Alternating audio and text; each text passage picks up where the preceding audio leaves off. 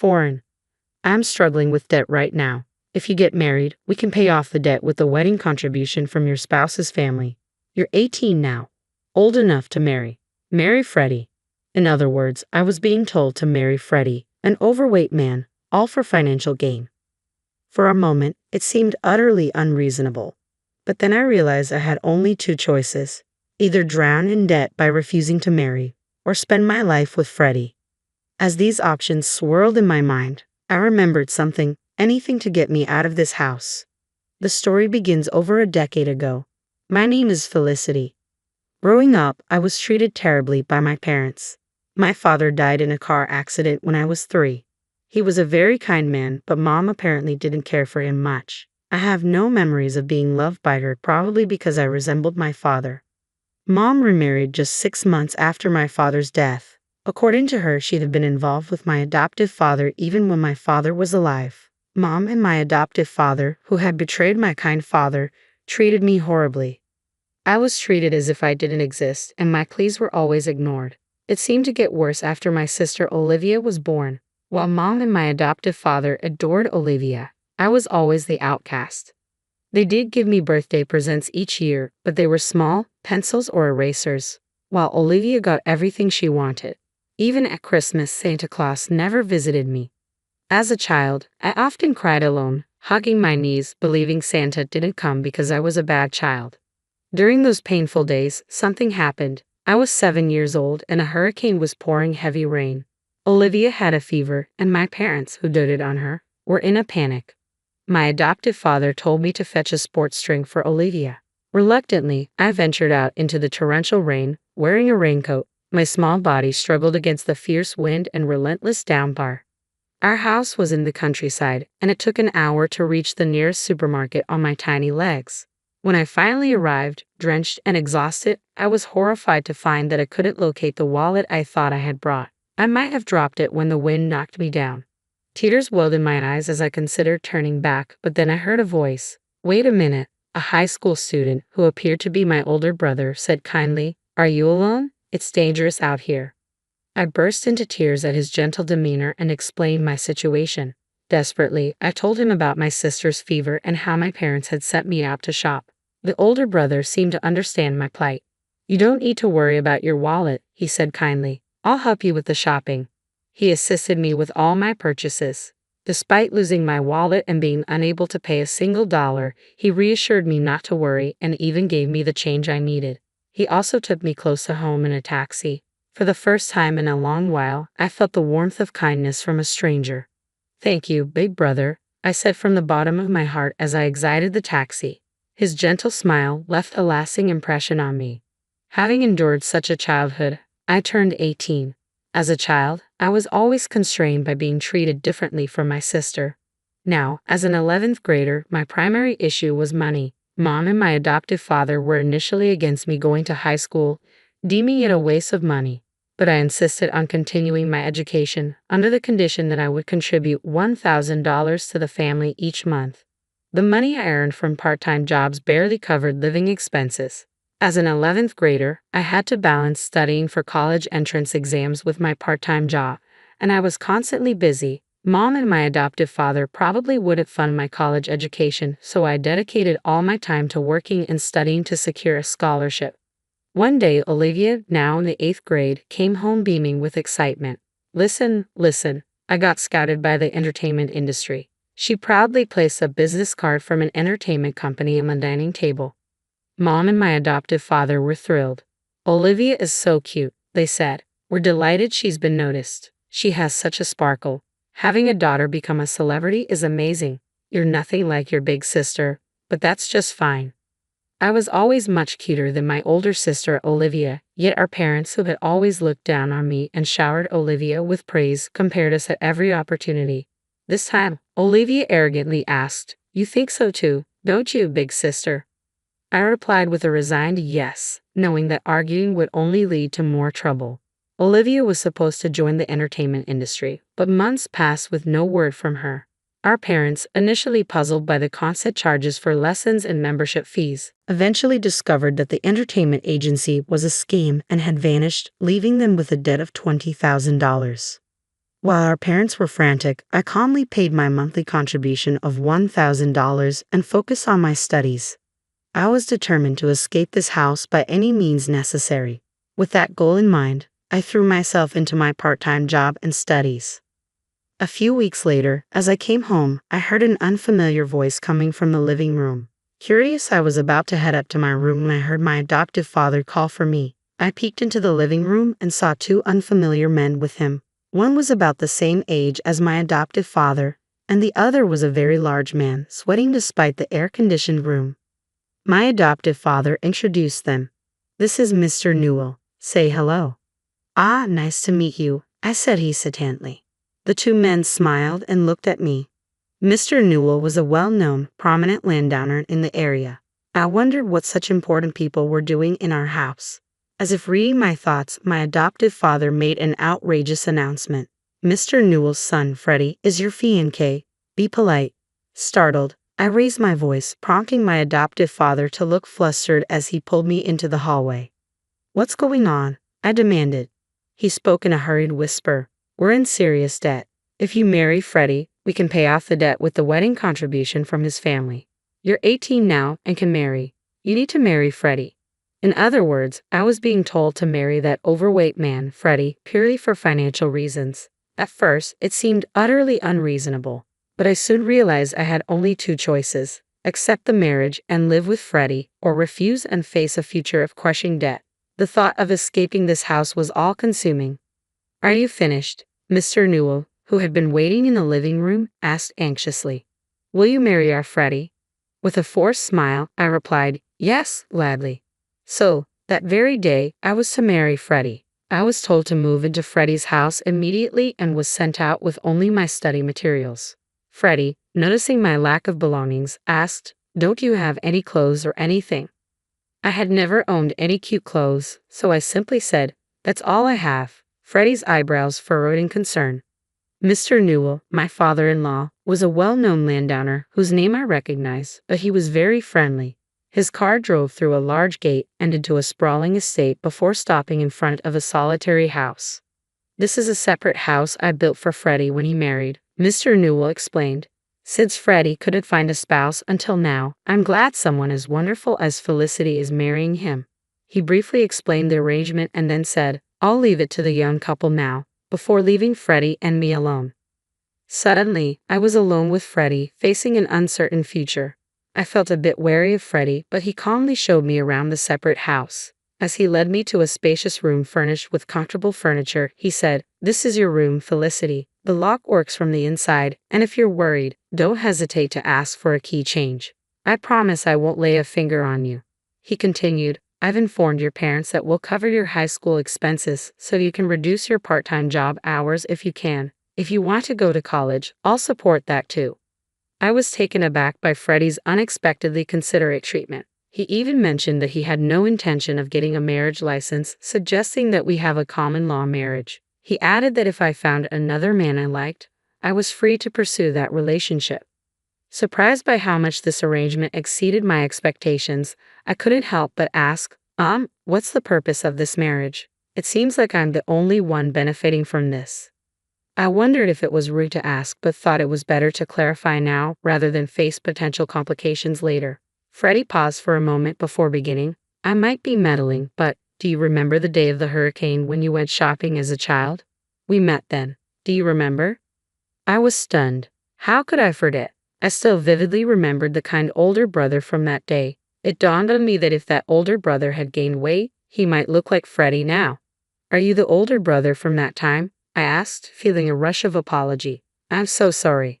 I didn't recognize you," Freddie admitted with a chuckle. "I've put on a lot of weight since then. Stress from working full-time made me eat too much. But you haven't changed, Felicity. When my dad showed me your picture and asked if I wanted to marry you, I knew right away it was you. Are you still being treated poorly and suffering like you were back on the day of the hurricane?" Freddie's words were as kind as they had been that day, and I nodded, feeling a deep sense of relief. Freddie smiled warmly and reassured me, "It's okay now. You don't have to worry about money or being treated badly anymore. You can live freely in this house." Touched by Freddie's kindness, tears welled up in my eyes. Freddie quickly handed me a beautiful handkerchief as I cried, and from that day on, we started living together. For the first time, I had the freedom to focus on my studies without the constant pressure of financial worries. Freddie mentioned he didn't need any living expenses from me, but I decided to contribute $300 anyway, as living for free felt a bit restrictive. With only that small contribution and my allowance, I was able to significantly reduce my part-time job hours. Freddie took the initiative with household chores, and whenever I was busy studying, he would kindly say, "You can go study, I'll take care of this." In the happiest days of my life, Freddie and I grew closer, living like a regular married couple. We enjoyed each other's company, laughing together while watching variety shows and spending holidays out. A few months later, while I was leading this calm and contented life, I received a phone call from my adoptive father. I wondered what he could want now, after having ignored me for so long. I answered the phone with a sinking feeling. "Hello, Felicity, is that you? Mom's in serious trouble." The urgency in my adoptive father's voice took me aback. According to him, Mom had fallen ill and needed immediate surgery. He was asking me to transfer $10,000 to a specified account. Despite the neglect I had endured from Mom throughout my childhood, she was still my mother. I couldn't ignore her in a life-threatening situation. What happened all of a sudden? Which hospital is she at? What kind of illness does she have? I asked, trying to get more details.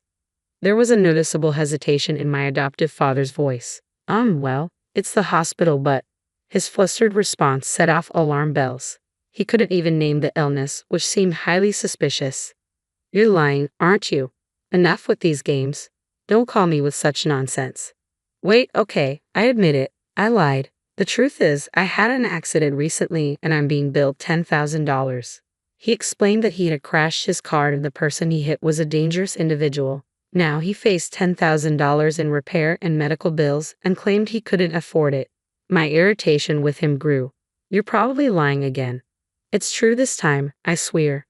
Please, Felicity, ask Freddie to transfer the $10,000. You're all we have left." I snapped at my adoptive father's desperate plea. "Don't mess with me. I can't believe you called after all this time just to ask for money. Neither you nor Mom ever cared about me, not even once. And now you want me to help you. That's too convenient. No matter what you say, I have no intention of transferring the money. Goodbye." Ignoring his pleas for me to wait, I hung up and blocked the numbers of my adoptive father, Mom, and Olivia. A few weeks later, as I happened to pass by my family's old house, I noticed it was vacant. A gossip-loving neighbor approached me, revealing that the story about hitting a dangerous individual's car was true. According to her, my parents and Olivia had secretly packed their bags and left the house at night. They must have fled and were likely living under the radar now. Living in constant fear must have been incredibly stifling, but I felt a deep sense of relief. Meanwhile, I was living my happiest days. I had completely fallen in love with Freddie. Although he was 10 years older than me, he had been hesitant about dating me. However, my persistent confessions led to us deciding to start dating once I graduated from high school. Freddie even took time off work to attend my graduation ceremony. As Freddie joined me in improving my eating and exercise habits, he slimmed down to his original figure and transformed into a handsome man. My friends were envious when I proudly introduced him as my boyfriend. After graduation, Freddie and I officially registered our marriage. When I expressed my desire to marry him, Freddie agreed, and we submitted the marriage registration. Although it would take some time for the marriage certificate to be issued, we were now officially married, not just in a common law sense. On the way home from the city hall, we held hands for the first time. I laughed at Freddie's adorable shyness, and he said, "Now that you're my wife, Felicity, you can be swayed by any handsome boys you meet in college." I thought I was the only one in love, but it seemed Freddie loved me just as much. I found it so endearing that I burst into laughter. There was no way that could happen. Of all the people I've met, Freddie is the most handsome. The text message glowed like a toxic secret on Michael's phone. 3 little dots that changed everything. Miss you already. Same time next week? I stared at those words until they burned into my retinas, my fingers hovering over the screen. Michael had left his phone on the kitchen counter, a rookie mistake for someone who'd managed to hide an affair for God knows how long. The device buzzed again, another message appearing. Last night was perfect. Better than perfect. Juliet, I told myself. Just put the phone down and walk away. But I couldn't. My hands trembled as I scrolled up, each message worse than the last. Pet names. Inside jokes. Plans for future rendezvous. The timestamps stretched back months. I set the phone down exactly where I'd found it, careful not to disturb a single thing. Then I walked to our bedroom, and sat on the edge of the bed, my legs refusing to hold me up any longer. 15 years of marriage reduced to digital evidence of betrayal. 15 years of trust shattered by a carelessly unlocked phone. The front door opened, and I heard Michael's footsteps. "Jules? You home?" "In here," I called out, amazed at how steady my voice sounded. He appeared in the doorway, loosening his tie. "There you are. Sorry I'm late. That Morrison case is killing me." He leaned down to kiss my cheek, and I fought the urge to recoil. His cologne, the same scent I'd bought him for Christmas, now felt like another lie. "Rough day?" I asked, watching his face for any sign, any tell. "The usual." He shrugged, hanging up his suit jacket. "Opposing counsel's being difficult. Nothing I can't handle." I wondered if lying came as naturally to him in court as it did at home. "I was thinking about dinner," I said. "Maybe that new Italian place?" "Can't tonight, sweetheart. I've got to review some depositions." He was already reaching for his phone. "Rain check?" "Sure." I smiled, the muscles in my face straining. "Rain check." He disappeared into his home office, and I heard him lock the door, a habit he developed over the past year. Now I knew why. My sister Sam's voice echoed in my head, "You're too trusting, Jules. People aren't always what they seem." I'd defended Michael then, convinced she was just being her usual cynical self. Now her words felt prophetic. I walked to the kitchen and opened a bottle of wine, pouring myself a generous glass. The burgundy liquid swirled like blood in the crystal, and I thought about all the nights I'd waited up for him. All the late meetings and weekend depositions I'd never questioned. My phone buzzed, Sam, as if summoned by my thoughts. "Hey sis, still on for lunch tomorrow?" I typed back, "Actually, can you come over tonight? It's important." "Everything okay?" No, nothing was okay. Nothing would ever be okay again. But I couldn't put it in a text. Just need to talk. Be there in 30. I took another sip of wine and opened my laptop. It was time to find out exactly who had been texting my husband. Time to understand the scope of his betrayal. Time to decide what I was going to do about it. Because one thing was certain, I wasn't going to be the foolish, trusting wife anymore. Michael had taught me a valuable lesson today. Sometimes the people closest to you are the ones you should trust the least. From his office, I heard him laugh softly at something on his phone. The sound made my stomach turn. Let him laugh. Let him think he's clever. Let him believe his secret is safe. I opened a new browser window and started searching. After all, knowledge is power, and right now, knowledge was the only weapon I had. Sam arrived with a bottle of tequila and that look in her eyes, the one that said she already knew something was wrong. I hadn't even opened my mouth, and she was pulling me into a fierce hug. "Spill it," she said, kicking off her boots. "And don't try to sugarcoat anything. Your text had crisis written all over it." I led her to the kitchen, where my laptop displayed the results of 2 hours of obsessive searching. Social media profiles, LinkedIn connections, event photos, digital breadcrumbs leading to one name, Nora Carter. "I need you to stay calm," I said, pouring the tequila. That's never a good start to any conversation. Sam settled onto a bar stool, her artist's hands wrapped around the glass. Just tell me. I pulled up Michael's phone records, amazing what you can access when you know your husband's passwords. 312 calls in the past 6 months. All to the same number. Sam's eyes narrowed as she scrolled through the data. Please tell me this isn't what I think it is. It gets better. I showed her the text messages I'd photographed earlier. Her name is Nora. She's a marketing executive. Married. 2 kids. Perfect life, according to Instagram. That lying son of a... Sam slammed her glass down. I'm going to kill him. Get in line. How long? At least a year, maybe more. My voice cracked. I found hotel receipts going back 18 months. Sam's face darkened. You need to confront him. Tonight. Right now. I'll go drag him out of that office myself.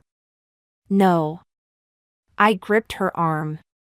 I'm not ready yet. What do you mean, not ready? Jules, he's cheating on you. And I need to know everything before I make my move. I pulled up Nora's professional headshot, all perfect teeth and calculated warmth. I need to understand what I'm dealing with. Sam studied my face.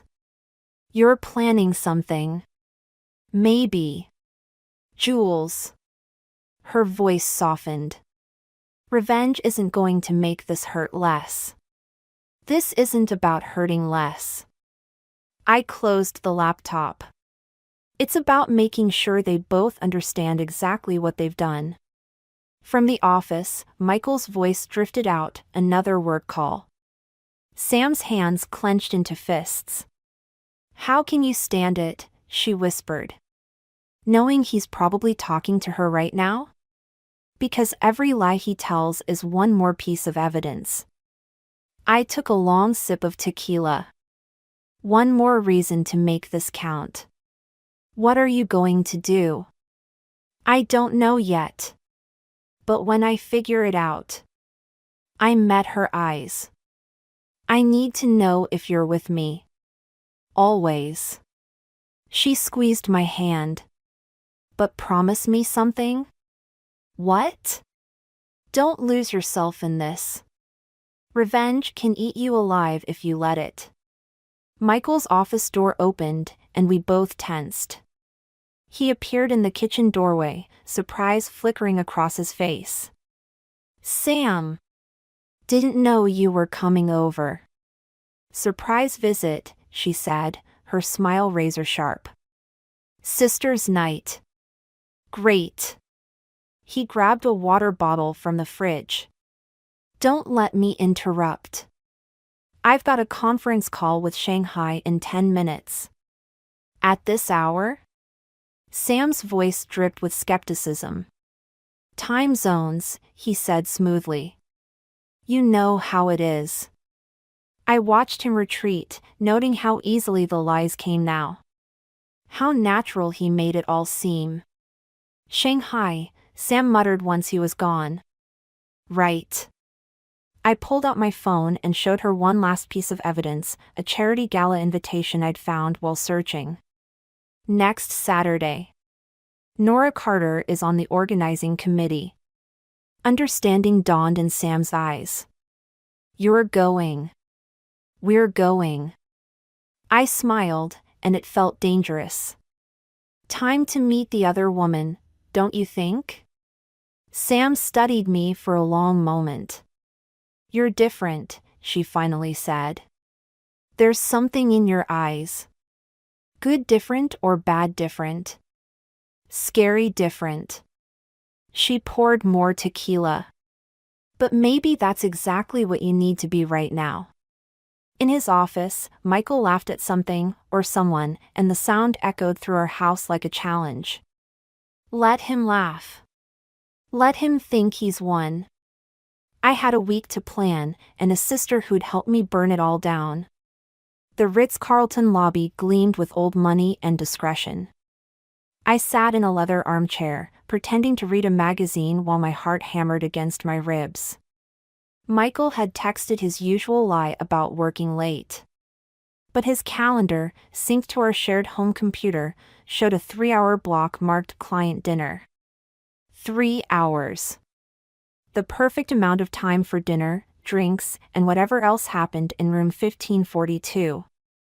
I'd followed him here, watching him stride through these same doors 20 minutes ago.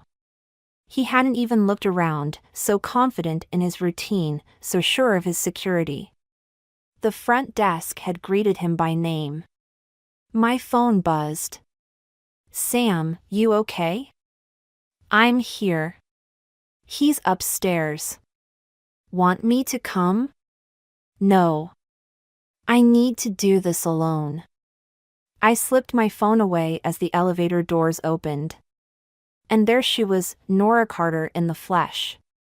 Sleek black dress, designer heels, wedding ring catching the light. She moved with the easy confidence of someone who'd done this before, many times before. The magazine crinkled in my white-knuckled grip as she passed within feet of me. Her perfume lingered, something expensive and French. I wondered if her husband had bought it for her, like I'd bought Michael's cologne. My camera felt heavy in my purse. I counted to 60, then stood up.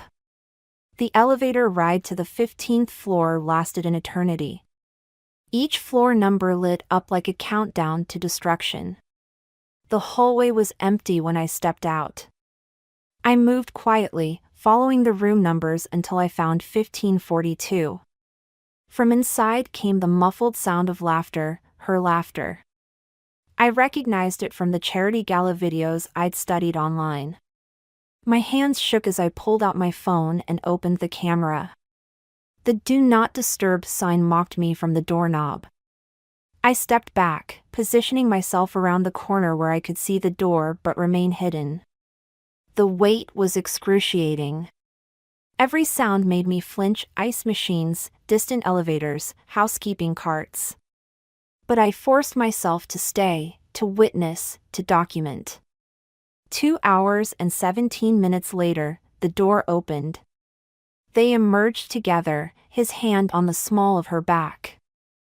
I started recording. Next week, she asked, adjusting her dress. Same time. Michael kissed her, right there in the hallway. I'll make an excuse about that Peterson case. You're getting good at excuses. I learned from the best. He smiled, that crooked smile that used to make my heart skip. Give Elliot my regards. She laughed again, and I caught it all on video: the casual cruelty, the shared jokes, the easy intimacy of long-term lovers. They parted at the elevator, careful to leave separately. Professional adulterers, practicing their craft. I waited until they were both gone before sliding down the wall to sit on the hotel's plush carpet. My hands wouldn't stop shaking as I reviewed the footage. The images were clear, damning: Michael and Nora, caught in their carefully choreographed dance of deception. A housekeeper rounded the corner, pushing her cart. She paused when she saw me. You okay, miss? I looked up at her, suddenly aware of how I must appear, a woman alone, sitting on the floor of a hotel hallway, trembling. No, I said honestly. I'm not okay at all. She nodded, understanding in her eyes. Room 1542, she said quietly. They come every week. Sometimes twice. Every week. Sometimes twice. I stood up, smoothing my clothes. Thank you. What will you do? She asked. I thought about Michael's smile, Nora's laugh, their casual destruction of 2 marriages. Whatever's necessary. Back in my car, I sent the video to Sam with a single message: I'm ready. Her reply came instantly: tell me what you need. What I needed was to make them feel this hollow ache, this burning shame. I needed them to understand that actions have consequences, that betrayal leaves scars. I started the engine, my mind already racing ahead to the charity gala. To Nora's perfect facade and carefully curated life. To all the ways it could shatter. Sometimes the best revenge isn't served cold. Sometimes it needs to burn. The coffee shop was 3 blocks from Elliot Carter's high school, and I'd chosen it carefully. Close enough to seem accidental, far enough that his wife wouldn't typically venture here. I nursed my third latte, watching the door, wondering if this was crossing a line I couldn't uncross. He walked in at exactly 3:45, just as his school's website indicated his last class would end. The man my husband's mistress went home to every night looked nothing like I'd imagined, kind eyes, slightly rumpled sweater. A stack of papers under his arm. I waited until he had his coffee before accidentally bumping into him near the cream and sugar station. "Oh, I'm so sorry," I said, helping him gather the scattered papers. AP English essays, I noticed. Red marks dotted the margins with encouraging comments. No harm done. He smiled, and something twisted in my chest. "Though I think you got some coffee on Shakespeare. Let me buy you another one to make up for it." "That's really not necessary." I insist. "I'm Juliet. Elliot." He shifted the papers. "Actually, I could use a break from grading these." We sat at a corner table, and I watched him doctor his coffee with 2 sugars, just like in the photos Nora posted of their morning routine. #blessed, #perfect husband, #soulmates. "You're a teacher?" I asked, though I knew everything about him already. "English department at St. Mark's. Going on 15 years now. You must love it." "Most days." He grinned. "Though sometimes I wonder if the kids are actually reading the books or just using ChatGPT."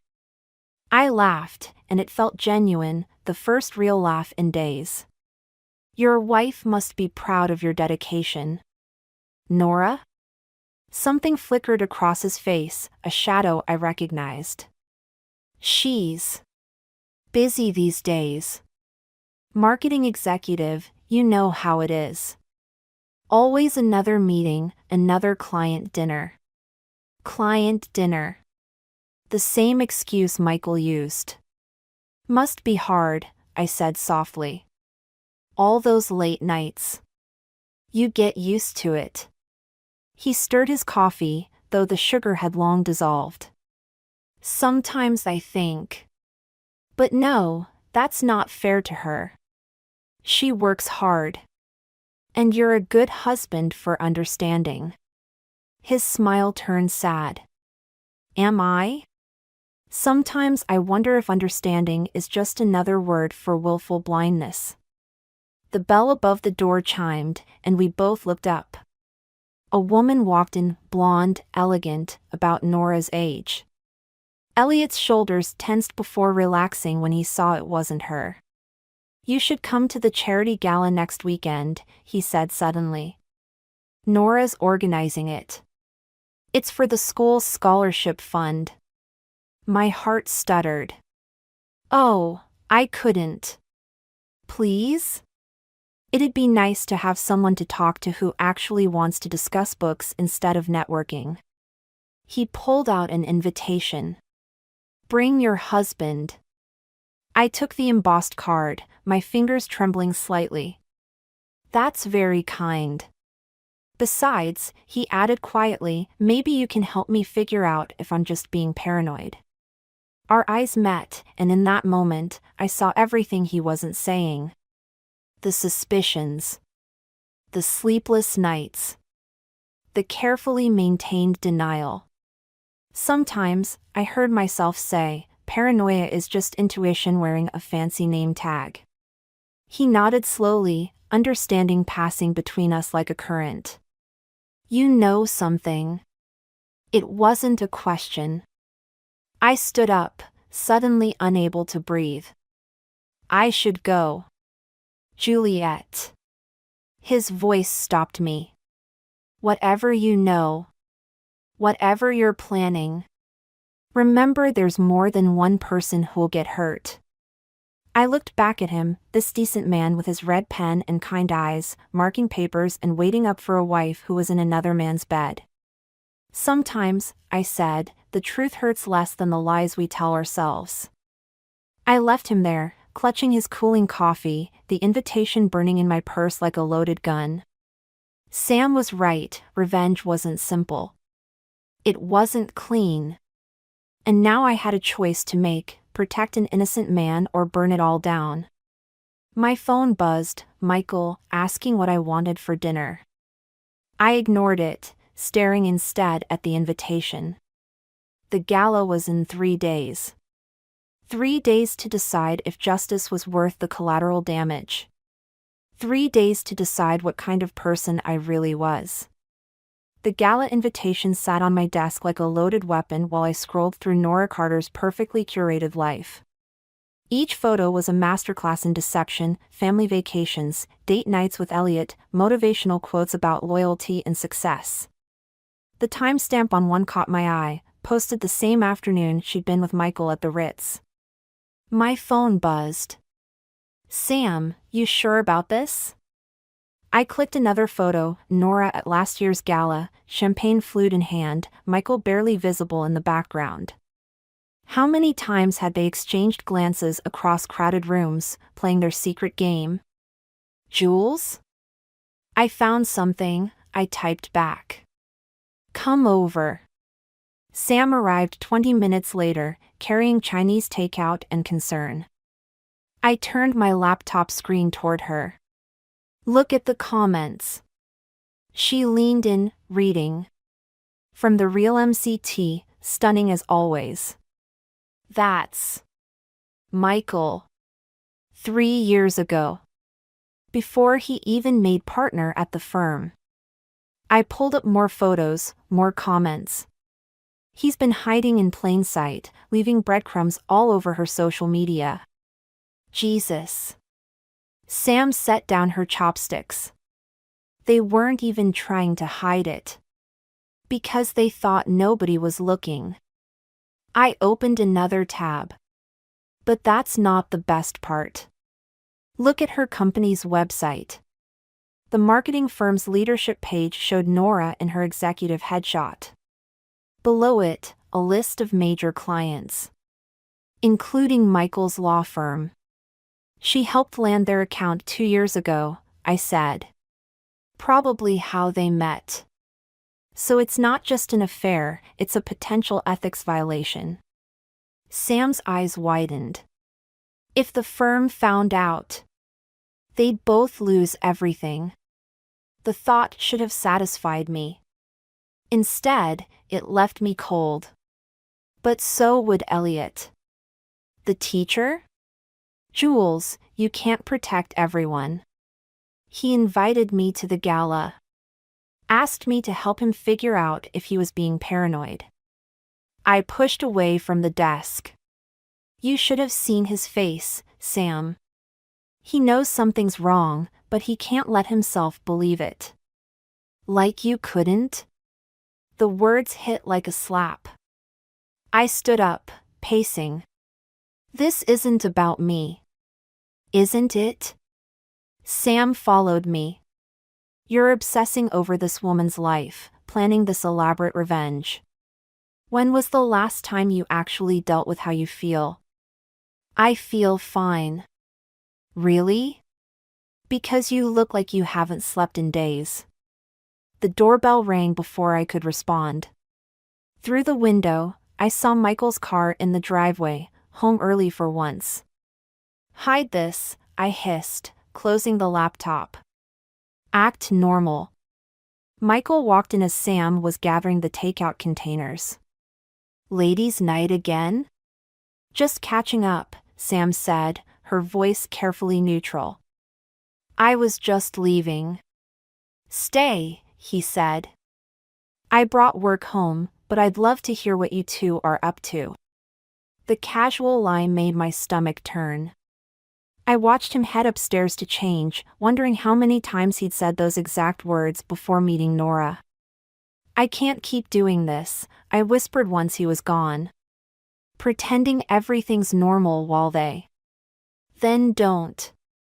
Sam gripped my shoulders. "Confront him. Tell him what you know. Or better yet, tell Elliot. Let him be the one to blow it all up." "No." I pulled away. "The gala's in 2 days. Everyone will be there, the firm's partners, Nora's clients, their whole social circle."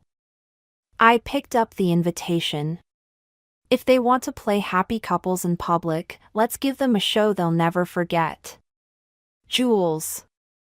"I've made up my mind."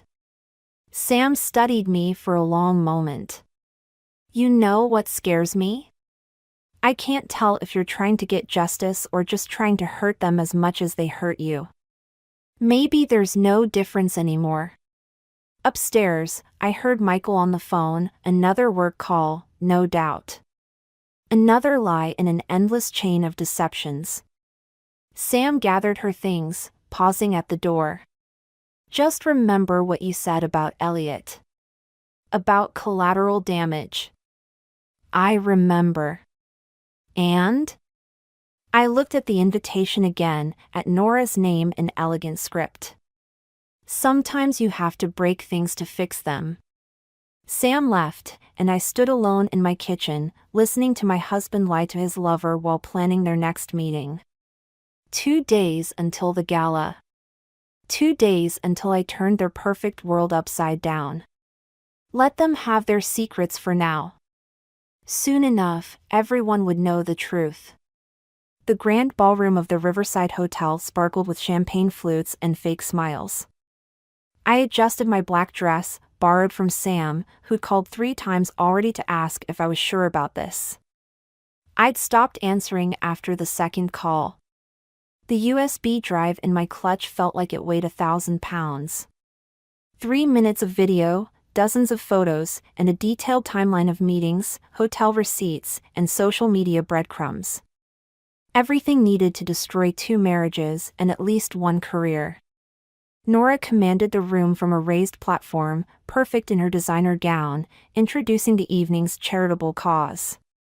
Behind her, a massive screen displayed the school's logo. The same screen that would soon show something very different. "Juliet?" Elliot appeared beside me, genuine warmth in his smile. "You came. Is your husband here?" "He's running late." Another lie to add to the pile. Michael had left hours ago, claiming he needed to review contracts before Monday.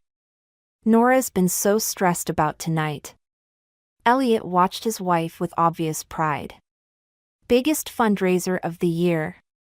My fingers tightened around my clutch. She seems to handle pressure well. That's my girl.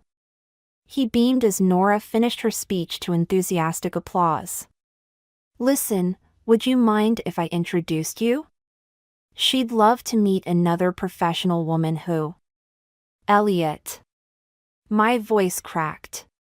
"Don't." He turned, confusion crossing his face. "What's wrong?"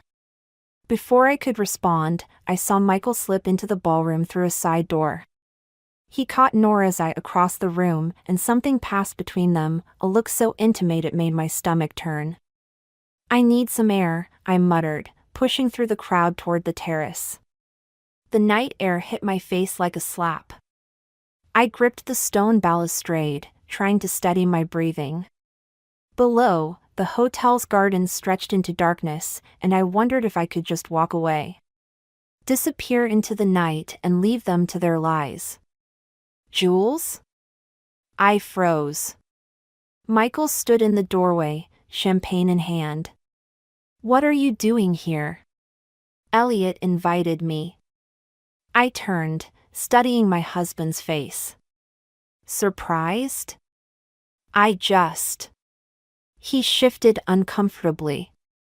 "I thought you had deadlines this weekend." "Funny." I thought you had contracts to review.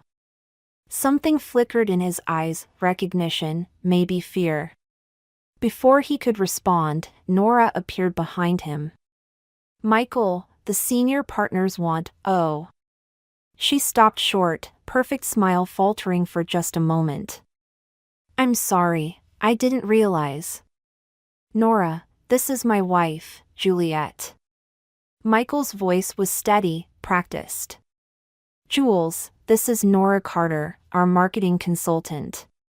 We shook hands, both of us wearing masks that felt paper thin. Her perfume, the same scent from the hotel hallway, made me want to scream. Your husband speaks so highly of you, she lied smoothly. Funny, he's never mentioned you. The tension crackled between us like static electricity. Inside, the MC was announcing the evening's presentation. We should get back, Michael said quickly. The partners. Of course. I smiled, all teeth. Don't let me keep you. They retreated together, not quite touching but moving in perfect synchronization. Through the glass doors, I saw Elliot watching them, a small frown creasing his forehead. My phone buzzed. Sam again, please don't do this. I looked at the USB drive, then at the happy couples mingling inside. At Michael and Nora, playing their parts to perfection. At Elliot, still watching with growing confusion. The MC's voice boomed through the speakers, and now, a special presentation about our scholarship program. My hand tightened around the drive. One upload and it would all come crashing down. The affair, the business connection, the years of lies, all of it exposed on that massive screen for everyone to see. But Elliot's kind eyes haunted me. The way he'd talked about books over coffee. The pride in his voice when he spoke about his students. The MC was calling for the tech team to start the presentation. It was now or never. I looked down at the garden again, at the darkness that promised escape. Then I straightened my shoulders and walked back inside, clutch held tight against my racing heart. Sometimes the worst revenge isn't what you do to others, it's what you force them to do to themselves. I found them in the hotel's conservatory, away from the crowd. Michael's hand rested on Nora's lower back as they whispered together, their faces close. The USB drive felt heavy in my hand as I stepped into the moonlit space. Don't let me interrupt. They jumped apart like guilty teenagers. Michael's tie was slightly askew, the same tie I'd bought him for our anniversary last year. Jules, he started. 3 years. My voice sounded strange, even to me. 3 years of lies, and you couldn't even pick a different hotel. Nora's perfect composure cracked. How did you? Room 1542. Every Thursday. Sometimes Tuesdays. I moved closer, watching their faces. The housekeeper remembers you both. She was very helpful. Michael stepped forward. We can explain. Can you explain the firm's ethics policy on sleeping with marketing executives who handle their accounts? I turned to Nora. Or should we ask your board of directors about that? The color drained from her face. You wouldn't. I have everything. I held up the drive. The hotel receipts. The messages. The timeline of meetings that mysteriously align with your business relationship. One email to the right people and... Stop. Michael's voice shook. Please, just... Stop. Why should I? You didn't stop when I needed you. When I was waiting up nights, believing your lies about work. I looked at Nora. Did he tell you I miscarried last year? While you were together in that hotel room, I was losing our baby alone. Nora flinched. I didn't know. Of course you didn't. Because you only saw what you wanted to see. Both of you. Footsteps echoed from the hallway. We all turned as Elliot appeared in the doorway, confusion etched on his face. Nora? The presentation's about to, what's going on? The silence stretched like a wire about to snap. I watched Nora's perfect mask slip back into place, watched her reach for another lie. Nothing, honey. Just discussing the fundraiser. Don't. My voice cut.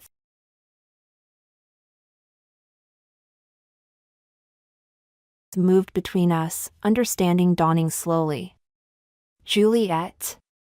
I held out the USB drive. Everything you've been afraid to ask about is on here. Every late night. Every business trip.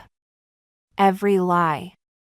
Michael lunged for the drive, but I stepped back. Jules, think about what you're doing. I have thought about it. For weeks, I've thought about nothing else. I turned to Elliot. I'm sorry. You deserved better than this. Nora made a small, broken sound. Please. My children. Should have been reason enough to stop. I placed the drive in Elliot's trembling hand. The truth hurts less than the lies we tell ourselves. Someone wise told me that recently. Elliot stared at the drive, then at his wife. How long? Neither Michael nor Nora could meet his eyes. The answer hung in the air between us all. I'll save you the trouble of more lies. I moved toward the door. 3 years, 2 months, and 16 days. But who's counting? Jules, wait, Michael reached for me. I pulled away. Don't touch me. Don't call me. Don't try to explain. I met his eyes one last time. The divorce papers will be on your desk Monday morning. Behind me, I heard Nora begin to cry, heard Elliot's quiet, devastated questions. But I didn't look back.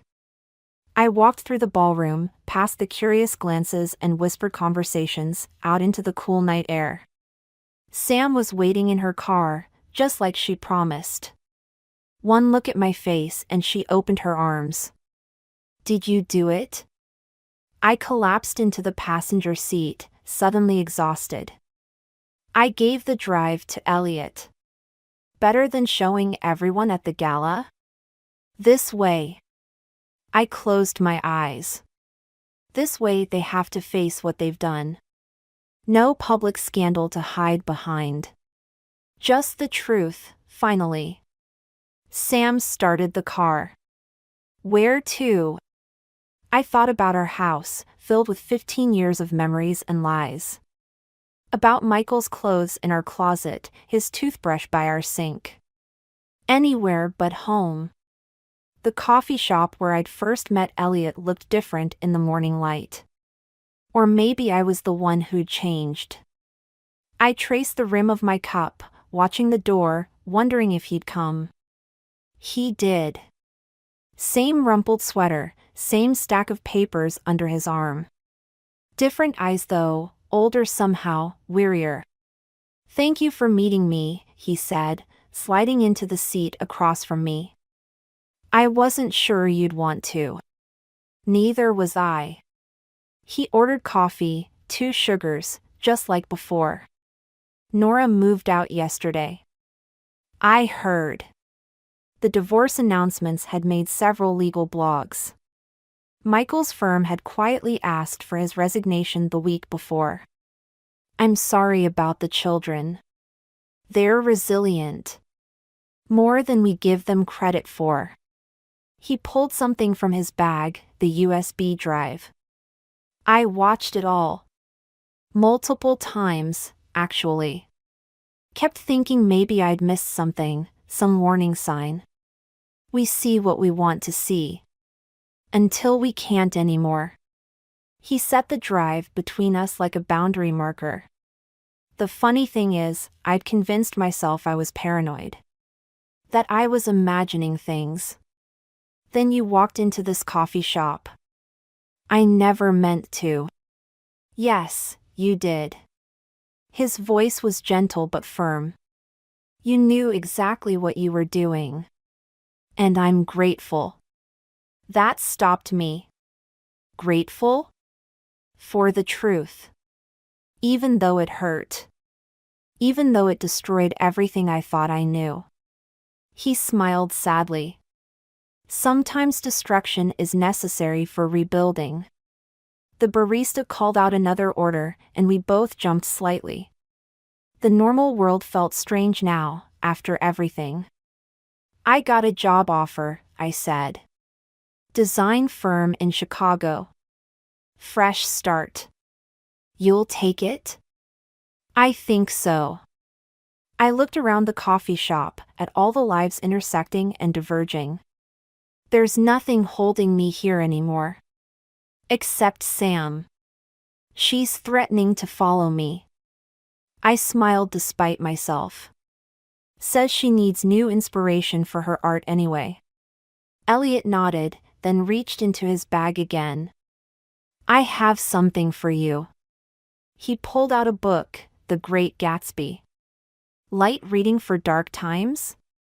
Open it. Inside, he'd written, sometimes we tell ourselves stories to survive. But the truth, however painful, sets us free. Thank you for my freedom. I don't deserve. You do. He stood up, gathering his papers. We all deserve the truth, Juliet. Even when it breaks us. After he left, I sat there for a long time, holding the book, thinking about stories and truth and freedom. My phone buzzed, a text from Michael. Another apology, another plea for conversation. I deleted it without reading. The bell above the door chimed, and Sam walked in, her artist's smock splattered with fresh paint. Ready? She asked. For what? Adventure. Change. Life. She grinned. I found us an apartment in Chicago. 2 bedrooms, great light, walking distance to your new office and the best art district in the city. Us? You really think I'd let you do this alone? She sat down, stealing a sip of my coffee. Besides, I hear Chicago has much better dating options than our cheating ex-husbands. Sam. Too soon? I looked at Gatsby on the table, at Elliot's words about freedom. At my sister's paint-stained hands and fierce, protective love. Actually, I said, it's perfect timing. Sam smiled, pulling out her phone to show me apartment photos. As she talked about exposed brick and natural lighting, I thought about Nora and Michael, about lies and consequences. About the stories we tell ourselves to survive. But mostly, I thought about tomorrow, and all the blank pages waiting to be filled. I picked up Gatsby, tucking it into my bag alongside the job offer and apartment listings. Sometimes the best revenge isn't about destroying someone else's story, it's about finally being brave enough to write your own. So, Sam said, eyes bright with possibility, when do we start? I looked at my sister, my constant, my compass, my co-conspirator in both revenge and redemption. We already have. I stared at the roasted chicken growing cold on my pristine white serving platter, watching as tiny droplets of grease congealed around its golden skin. The dinner party was supposed to be perfect. Instead, it became the moment I realized my husband had been slowly killing who I was, one small cut at a time. Anna here thinks she's quite the chef now that she's left her career to focus on more domestic pursuits, Ryan announced to his boss, Lucas, with that trademark smile that used to make my heart flutter. Now it just made my stomach turn. I gripped my wine glass tighter, feeling the stem might snap under the pressure. The red wine trembled slightly, matching the tremor in my hands. Though I have to say, Ryan continued, winking at Lucas, maybe she should have stuck to spreadsheets. At least those didn't come out dry. Lucas's wife tittered nervously while Lucas himself shifted in his chair, clearly uncomfortable. The silence that followed felt like a noose around my neck. Actually, I said, my voice steadier than I felt, I followed your mother's recipe exactly, Ryan. The one you always praise at her house. The look Ryan shot me could have frozen hell. I used to shrink from that look, make myself smaller, apologize for speaking out of turn. Not tonight. Speaking of work, Lucas interjected, clearly trying to ease the tension. Ryan tells me you were in marketing before? At Preston and Mills? Senior marketing executive, I corrected, ignoring Ryan's warning cough. I led their digital transformation campaign. We increased market share by 32% that year. Ryan's knife scraped against his plate with unnecessary force. Ancient history now. Anna's much happier focusing on our home, aren't you, sweetheart? 3 years ago, when Ryan had first suggested I quit my job, he'd painted such a pretty picture. We'd have more time together. Start a family. Build our dream life. What he'd really wanted was to clip my wings, keep me dependent, manageable. Oh yes, I smiled, refilling Lucas's wine glass. It's given me so much time to think. To really understand what I want from life. Ryan relaxed slightly, mistaking my words for submission. Poor, predictable Ryan. He never did understand that sometimes the most dangerous predators are the ones that play dead first. The chicken is lovely, Anna, Lucas's wife offered kindly. And this wine pairing is excellent. Thank you, I replied, watching Ryan's jaw clench. He hated when others praised me, especially in front of his boss. I've been taking some sommelier classes online. Amazing what you can learn when you have the time. Ryan's fork clattered against his plate. Sommelier classes? First I'm hearing of this. Is it? I asked innocently. I must have mentioned it during one of your late nights at the office. With Evelyn. The color drained from Ryan's face. Lucas looked between us, suddenly very interested in his wine glass. I think it's time for dessert, Ryan announced, standing abruptly. Anna, help me in the kitchen? I rose gracefully, following him. As soon as we were out of earshot, he grabbed my arm, his fingers digging into my flesh. What the hell do you think you're doing? He hissed. I looked down at his hand, then back up at his face. Making conversation with your boss. Isn't that what you wanted? The perfect corporate wife? Don't play games with me, he warned, releasing my arm. You're embarrassing yourself.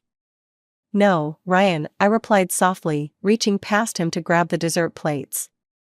I'm just getting started. I returned to the dining room, bearing tiramisu and a smile that felt like warfare. Ryan followed, his confident mask back in place, but I could see the uncertainty in his eyes. Good. Let him wonder. Let him worry. Because tonight wasn't just about a ruined dinner party. It was about the moment I stopped being Ryan Mitchell's perfectly crafted trophy wife and started becoming something far more dangerous, a woman with nothing left to lose. The bank statement trembled in my hands as I sat at our kitchen island. 3 separate transfers to an account I didn't recognize, each for exactly $4,000. The dates matched Ryan's late nights at the office. Funny how patterns emerge when you start looking for them. I heard Mia's car pull into the driveway and quickly saved photos of the statement to my phone. My hands were steady now, precise. Like a surgeon preparing for an operation. You look like hell, Mia announced, dropping her designer bag on the counter. She studied my face. What happened after I left the dinner party? Ryan's spending money we don't have, I said, sliding the statement across the marble surface. And I'm pretty sure I know where it's going. Mia scanned the numbers, her perfectly manicured nail tracing the suspicious transfers. Evelyn? Who else? The amount started right after she joined TechWave. That snake, Mia muttered, then caught herself. Sorry, but are you absolutely sure? This is a serious accusation, Anna. I pulled up the company directory on my phone. Notice anything about that account number?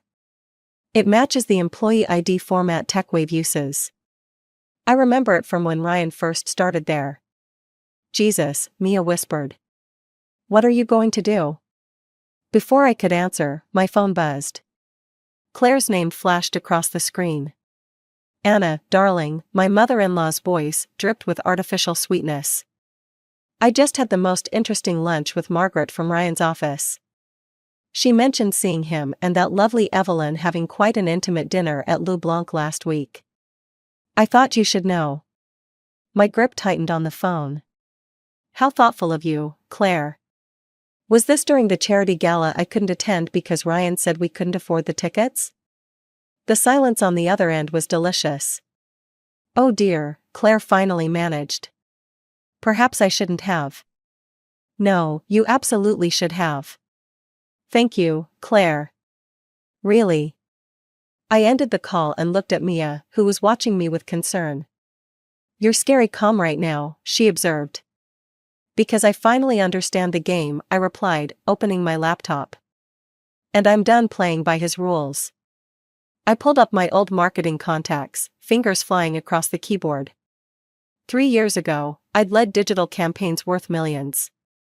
Now I was about to launch the most important campaign of my life. What exactly are you planning? Mia asked, leaning over my shoulder. First, I need income he can't control. Remember Jessica from Preston and Mills? She owns that boutique downtown now. I'm meeting her tomorrow about a part-time position. Anna. Mia's voice held a warning. Then I start documenting everything. The transfers, the receipts, the late nights. Building a case. For divorce? I smiled, but there was no warmth in it. For something much more satisfying. My phone buzzed again, a text from Ryan, working late. Don't wait up. I typed back, no problem. Having dinner with your mother anyway. She sends her love. Let him sweat over that one. You know he'll try to destroy you if he catches on, Mia said softly. I closed the laptop and met her worried gaze. He already did that, Mia. 3 years ago, when I let him convince me to give up everything I was to become his perfect little wife. The difference is, back then I helped him do it. And now? Now I'm going to show him exactly what happens when you underestimate the woman you tried to break. I stood up, suddenly energized. Want to help me go through his office?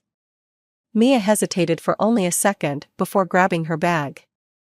I'll take the desk, you take the filing cabinet? As we climbed the stairs to Ryan's home office, I felt something I hadn't experienced in years, purpose. Every step was taking me closer to reclaiming not just my dignity, but my power. The lock on his office door was child's play. I'd watched him punch in the code countless times while he thought I was focused on being the perfect hostess. Just like I'd watched him slowly dismantle my confidence, my ambitions, my sense of self. Well, Ryan was about to learn that some things, once broken, don't put themselves back together the same way. Sometimes they come back sharper. Deadlier. And I was just getting started. The boutique's bell chimed as another customer left, clutching a designer bag I'd convinced her she couldn't live without. 2 weeks into my part-time hobby, as I'd explained it to Ryan, and I'd already doubled the store's sales. Jessica couldn't stop beaming. Just like old times, she said, counting the day's receipts. You haven't lost your touch. I was about to respond when I heard familiar voices outside. Through the storefront window, I spotted Ryan and Lucas heading toward the coffee shop next door. I ducked behind a display rack, motioning Jessica to silence. The board's getting suspicious, Ryan. Lucas's voice carried through the thin walls. These numbers don't add up, and Evelyn's department shouldn't be showing that kind of profit margin. Trust me, Lucas. Everything's under control. Like those missing development funds were under control? Christ, Ryan, if this gets out. It won't. Ryan's voice hardened. Unless someone's been talking? The conversation faded as they entered the coffee shop, but my hands were already shaking. Not from fear, from possibility. Anna? Jessica touched my arm. You okay? Better than okay, I said, straightening up. Listen, I need to make a call. Cover for me? In the back office, I dialed Claire's number. She answered on the first ring, as expected. Anna. I was just thinking about you. The country club is having their annual charity gala next month, and... Actually, I cut in, I was hoping you could help me with something. Ryan's been so stressed lately, and I want to surprise him with a romantic evening. Could you get his schedule from his assistant? She always loved you. Oh. Claire practically purred at being included in the conspiracy. Of course, darling. Anything to help you two reconnect. If she only knew. An hour later, my phone buzzed with screenshots of Ryan's calendar, including his private meetings with Evelyn. But more importantly, his login credentials for the company system, saved by his ever-helpful assistant.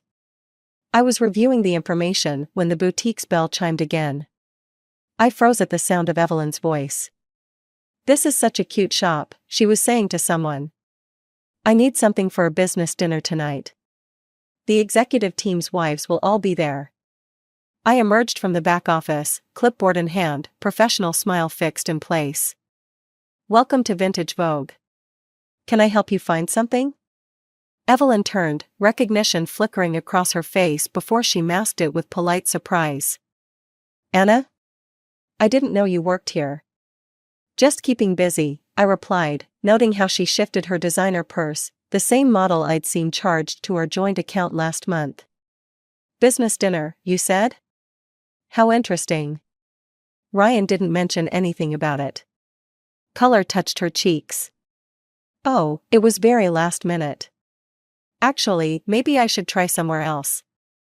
Nonsense, I said, selecting a red dress from the rack. This would be perfect. The color really makes a statement. The same color as the lipstick stains I'd found on Ryan's collar last week. She took the dress, hesitating. It's beautiful, but... Trust me, I smiled, all teeth. I know exactly what works for these events. The wives can be so judgmental, can't they? Our eyes met in the mirror as she held the dress against herself. For a moment, I saw fear flicker across her face. Good. She should be afraid. After she left, without the dress, I pulled out my phone and opened my email. The login credentials Claire had sent were burning a hole in my pocket. One quick look at the company's financial records would confirm what I'd overheard.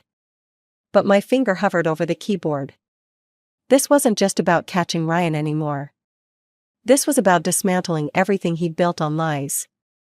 And I needed to be smart about it. I dialed Mia instead. Remember that corporate law friend of yours? I asked when she answered. The one who specializes in whistleblower cases? I think it's time we had coffee. The pieces were falling into place faster than I'd anticipated. Ryan thought he was playing chess, carefully positioning his pieces, protecting his king. But he'd forgotten something crucial. In chess, the queen is the most powerful piece on the board. And I was done being a pawn. The USB drive felt heavy in my palm as I sat across from Sarah Chen, Mia's corporate lawyer friend, in her downtown office. Through the wall-to-wall windows, I could see TechWave's building looming in the distance, a glass monument to my husband's lies. These financial records, Sarah said, scrolling through her laptop, they're definitely irregular. But proving Ryan's involvement will be tricky. He's covered his tracks well. I pulled out my phone, played the recording from the coffee shop. Lucas's voice filled the room. These numbers don't add up, and Evelyn's department shouldn't be showing that kind of profit margin. Sarah's eyebrows shot up. That's better. But we still need. My phone buzzed. Claire's name flashed on the screen. Anna, darling, she burst out before I could speak. The most wonderful news. Ryan's planning to announce his promotion at the charity gala next month. Lucas told me himself. My blood ran cold. Promotion? To Chief Financial Officer. Can you believe it? Though I suppose with poor Marcus's heart attack. The rest of her words faded into white noise. Marcus Thompson. TechWave's current CFO. The only person who could have spotted the financial irregularities. Claire, I interrupted, when did Marcus have his heart attack? Just yesterday. Such terrible timing, right before the audit he was planning. Ryan says he'll handle everything now, of course. I ended the call, my hands shaking. We need to move faster, I told Sarah. Ryan's about to destroy evidence. Sarah leaned forward. Anna, slow down. If we rush this. He gave his CFO a heart attack. You can't prove that. Yet. I stood up, gathering my things. But I know someone who can help. An hour later, I was back at the boutique, watching Evelyn try on dresses for the charity gala. She'd been coming in regularly, perhaps hoping to run into me, perhaps seeking absolution. The blue one, I suggested, noting how she startled at my voice. It matches your eyes. Though I hope you didn't charge it to the same account as the last 3 dresses. She froze, half-zipped. I don't know what you mean. $4,000. 3 times. To your employee account. I stepped closer, adjusting her zipper with deliberate care. The same account that received a substantial bonus right before Marcus Thompson's unfortunate accident. Her face went ash-white. How did you? I was a marketing executive, Evelyn. Numbers tell stories. And yours is particularly interesting. I smoothed the fabric across her shoulders, our eyes meeting in the mirror. Especially the part where Ryan convinced you to help him hide the missing development funds. He said it was temporary, she whispered. Just until the audit. And now there won't be an audit. Convenient, isn't it? She turned to face me, tears threatening. I never meant. I didn't know about Marcus. But you suspected. I handed her a tissue. Help me stop him, Evelyn. Before someone else gets hurt. He'll destroy me. No, I said softly. He'll try. But I won't let him. Neither will Sarah Chen from Morrison and Associates.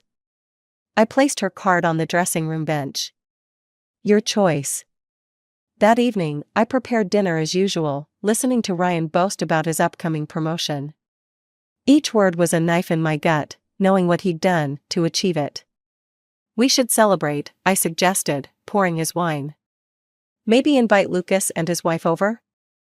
Actually, Ryan paused, studying my face. I was thinking just the 2 of us. We've been distant lately.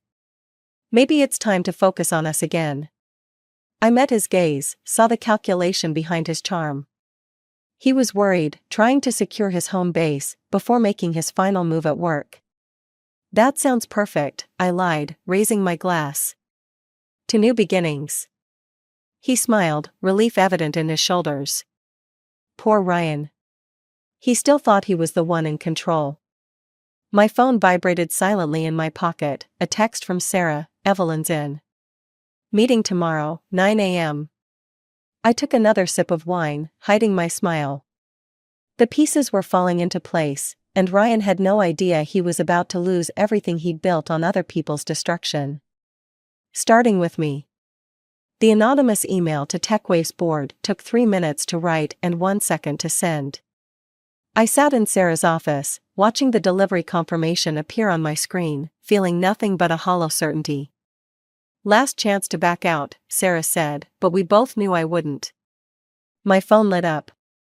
Ryan's face flashed on the screen. I let it ring. He'll know something's wrong, Sarah warned. He already does. I showed her the text from Evelyn that had arrived an hour ago. Ryan's asking questions about the financial records. He knows someone accessed them. The phone rang again. This time, Lucas's name appeared. I answered, putting it on speaker. Hello? Anna, Lucas's voice was tight. Is Ryan with you? He's not answering his phone, and we've got a situation here. What kind of situation? The board received some concerning information about the development funds and Marcus's audit. A pause. Anna, did you know anything about this? I caught Sarah's warning look. About what, exactly? Never mind. Just, if you see him, tell him to call me immediately. The line went dead. Within seconds, my phone exploded with notifications. Claire was calling. Mia was texting. Even Jessica from the boutique, Ryan was just here looking for you. He seemed angry. We should get you somewhere safe, Sarah started, but I was already standing. No. I need to be home when he arrives. It has to play out right. Anna. I've got the security system recording everything.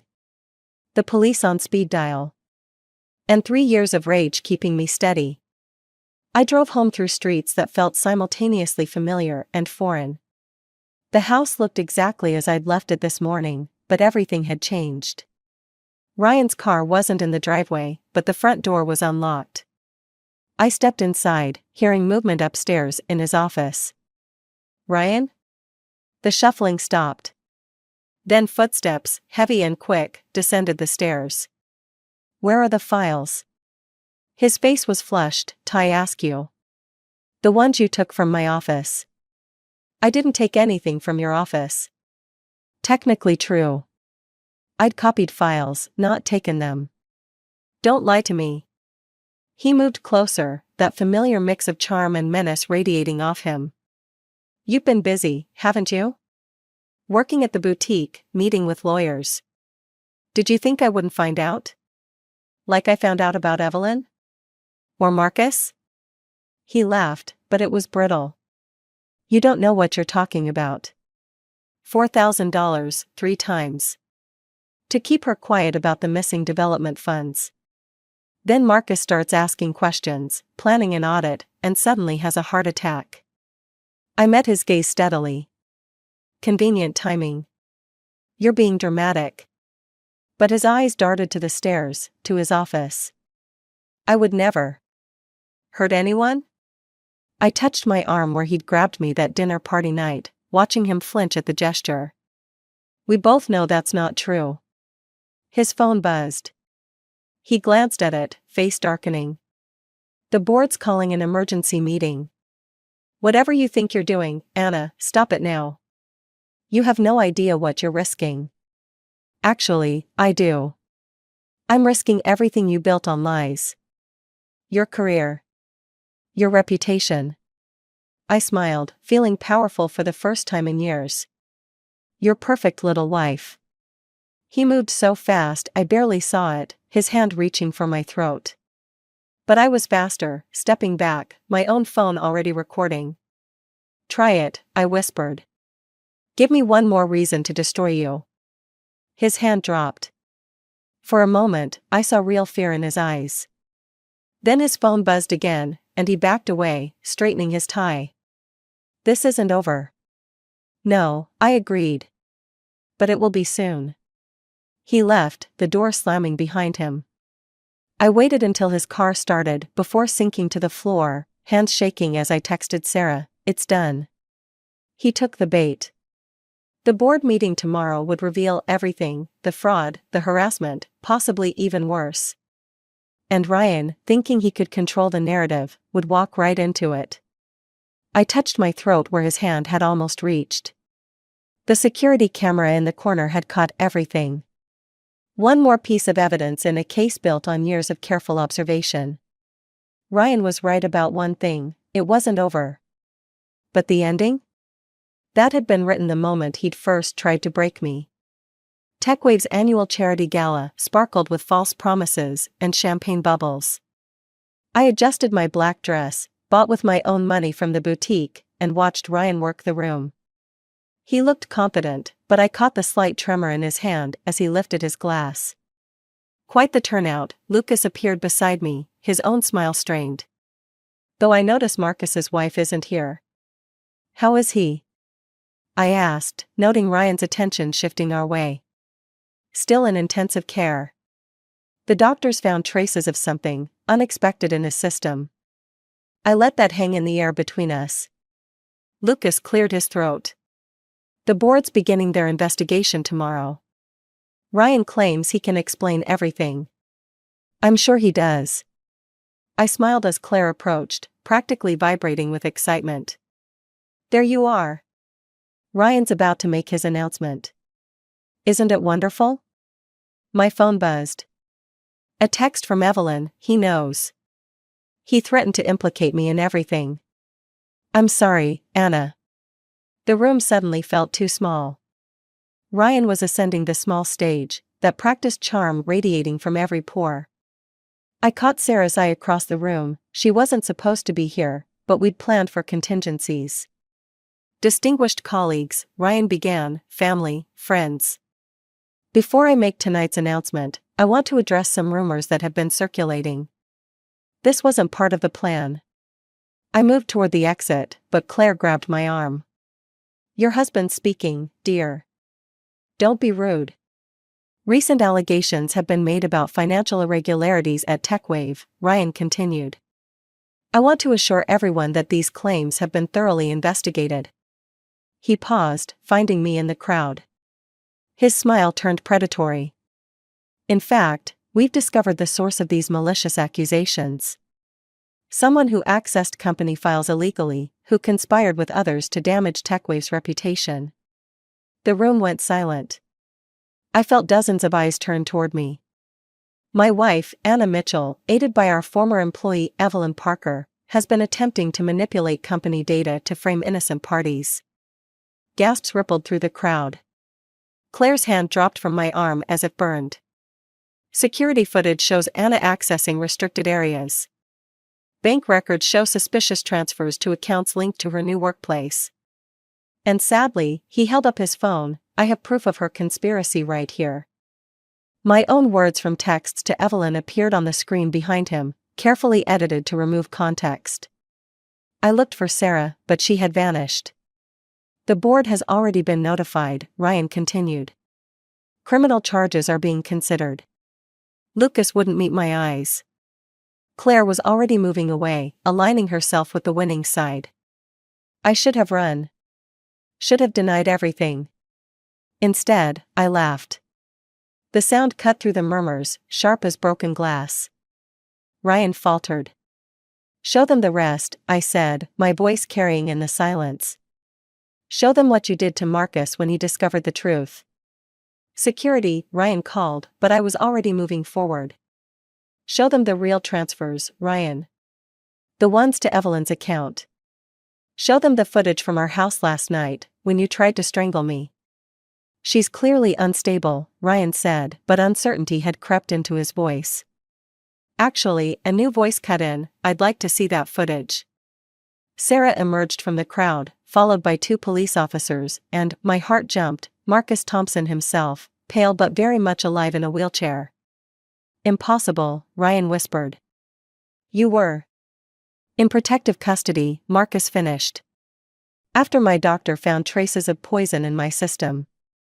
The same poison traced to a purchase on your corporate card. The room erupted in chaos.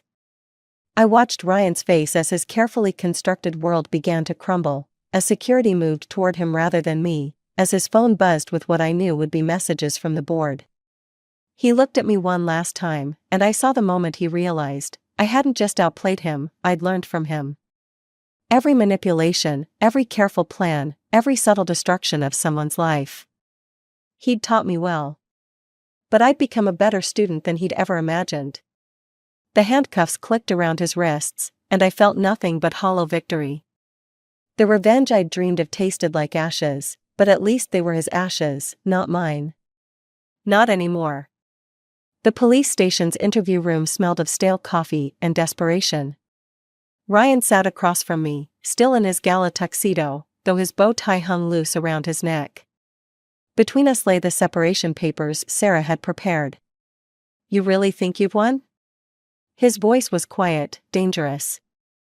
Like the moment before a storm breaks. Sign the papers, Ryan. He leaned forward, those familiar dark eyes searching my face. 3 years of marriage, and I never saw it coming.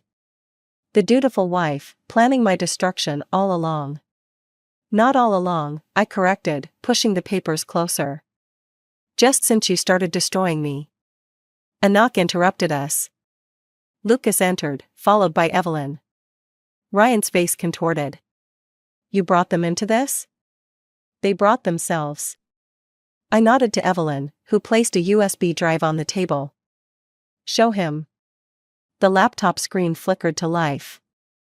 Security footage from Marcus's office played silently, Ryan slipping something into a coffee cup, Marcus collapsing hours later. I kept everything, Evelyn said softly.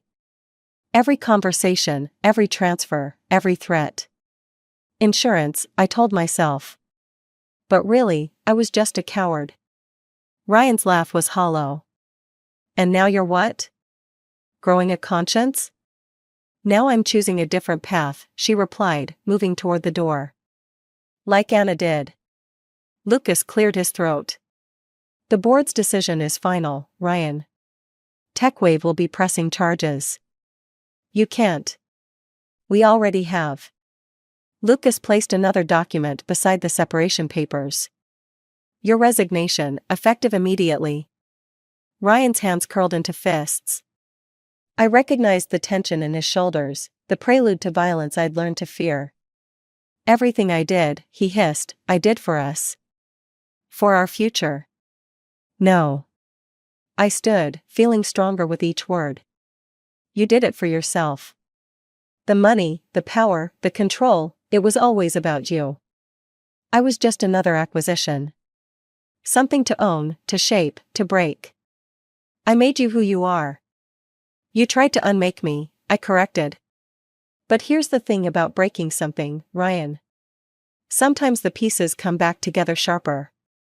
He moved suddenly, lunging across the table. But this time I didn't flinch. The officers watching through the one-way glass burst in, restraining him as Lucas and Evelyn backed away. You think this is over? Ryan shouted as they pulled him back. You think you can just walk away? I picked up the separation papers, now scattered across the floor. One page had torn right through the signature line where his name should be. Actually, I said, I already have.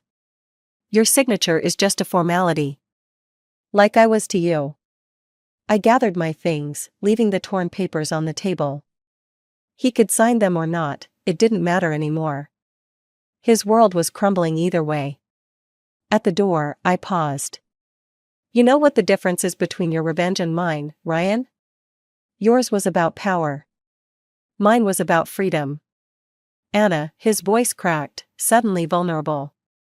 The mask finally slipping. Please. We can start over. For a moment, I saw him as he'd been when we first met, charming, ambitious, seemingly perfect.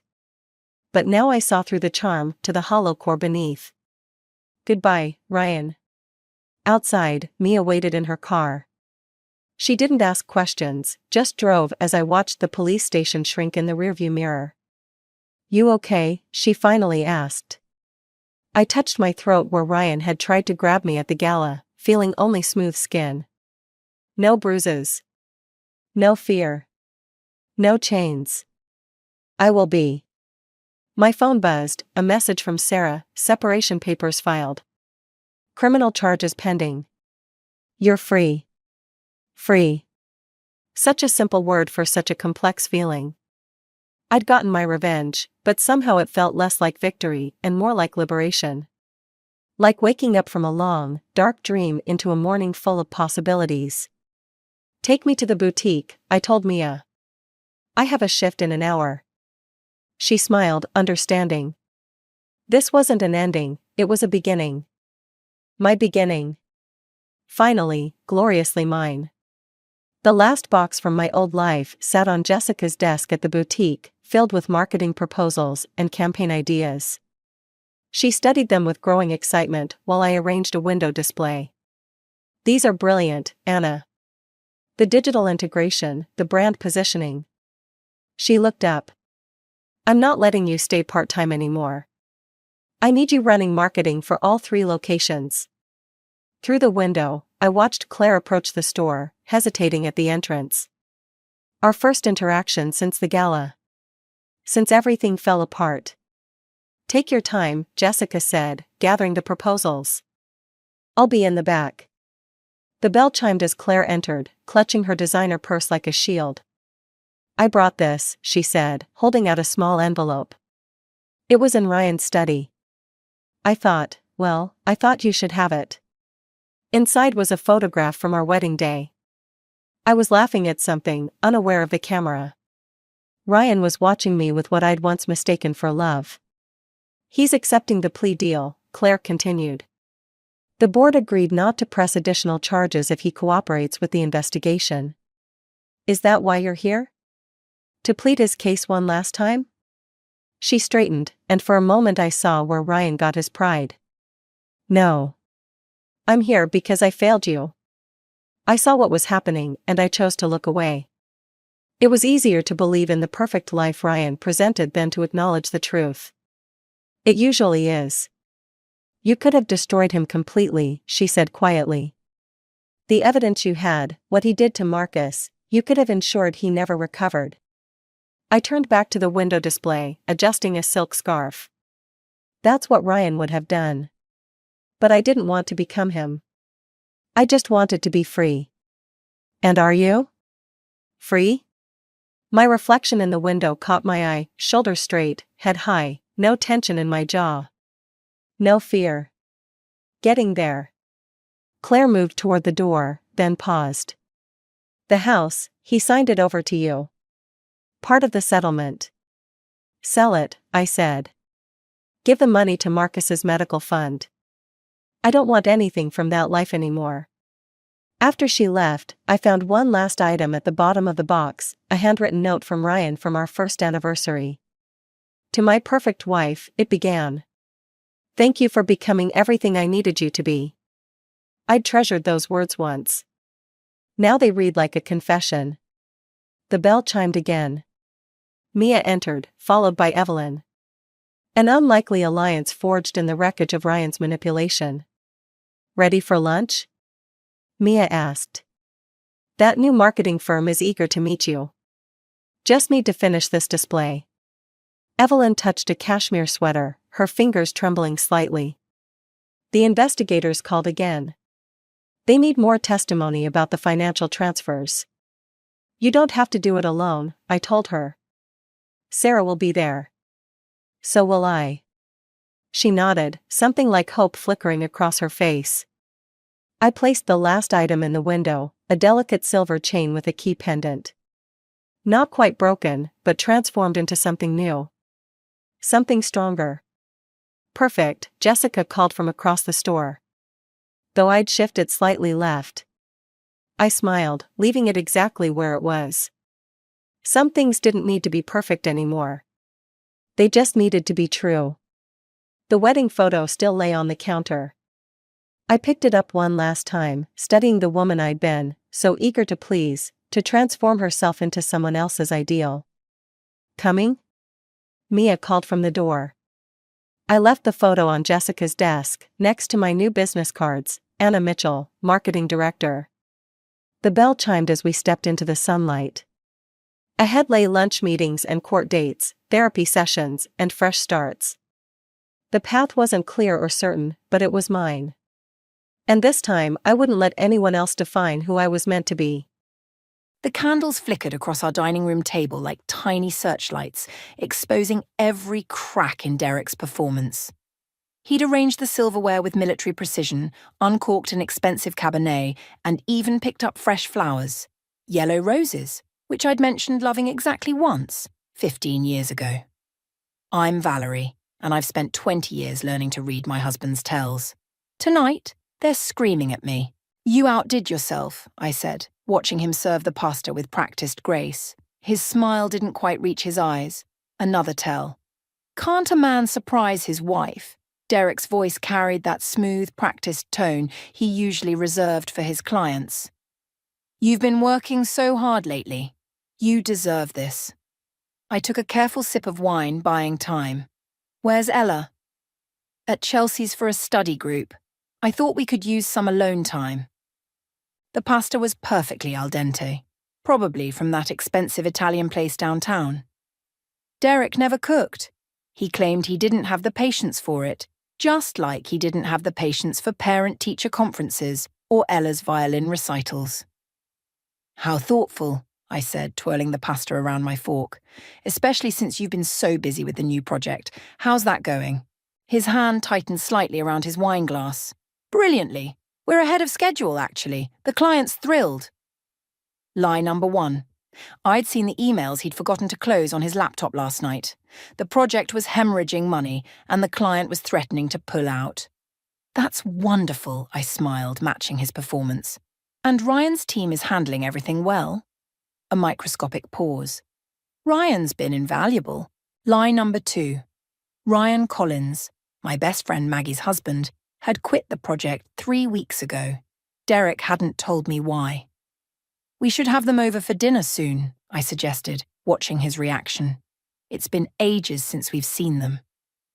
They're probably busy, he deflected, reaching for the wine bottle. More? I covered my glass with my hand. I'm good. Actually, I got an interesting call today. Derek's shoulders tensed slightly as he poured himself another generous glass. Oh? From the bank. I kept my voice light, casual.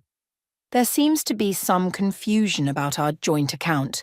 Apparently there was a rather large withdrawal last week. The candlelight caught the sheen of sweat forming on his upper lip. Must be a mistake. I'll look into it tomorrow. Lie number 3. The biggest one yet. That's what I thought at first, I continued. But then I remembered something odd. Last month, when I was organising the home office, I found a receipt from a jewellery store. Cartier. Quite expensive. Derek's smile froze. Valerie. Our anniversary isn't for months, I cut in, and my birthday was last week. You got me a cookbook, remember? The silence stretched between us like a rubber band about to snap.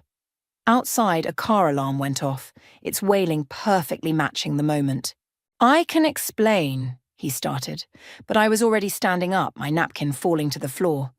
Save it, I said, my voice steady despite the tremor in my hands. I already called Maggie. She told me everything. The colour drained from his face. What exactly did she tell you? Enough. I grabbed my purse from the counter. I'm staying at her place tonight. Don't call me, don't try to explain. And Derek? I paused at the doorway, looking back at the elaborate dinner scene he'd staged. Yellow roses are my mother's favourite, not mine. I hate them. Always have. As I walked to my car, my phone buzzed with a text from Maggie. Did you tell him? I typed back. Phase 1 complete. Your turn. The engine purred to life, and I caught a glimpse of Derek in the rearview mirror, standing in the doorway with his perfect dinner falling apart behind him. He had no idea what was coming next. Neither did I, really. But for the first time in years, I felt absolutely certain about one thing. By the time this was over, he'd wish he'd never underestimated me. Maggie's guest room felt like a confessional booth at 3 a.m.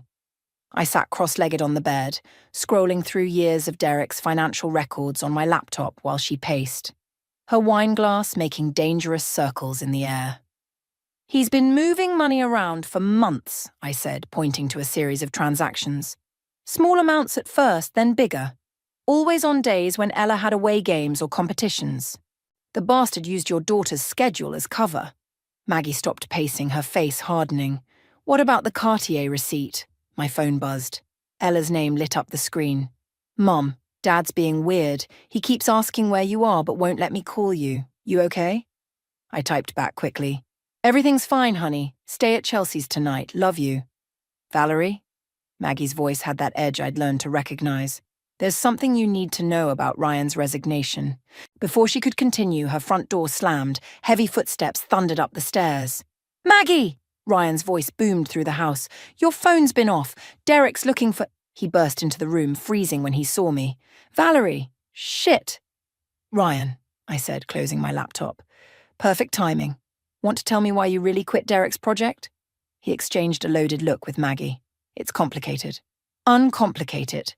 Ryan ran a hand through his dishevelled hair. Derek's been cooking the books for years. The tech consulting. It's a front. He's been moving money for some very dangerous people. Money laundering? The words felt foreign in my mouth. Worse, Maggie cut in.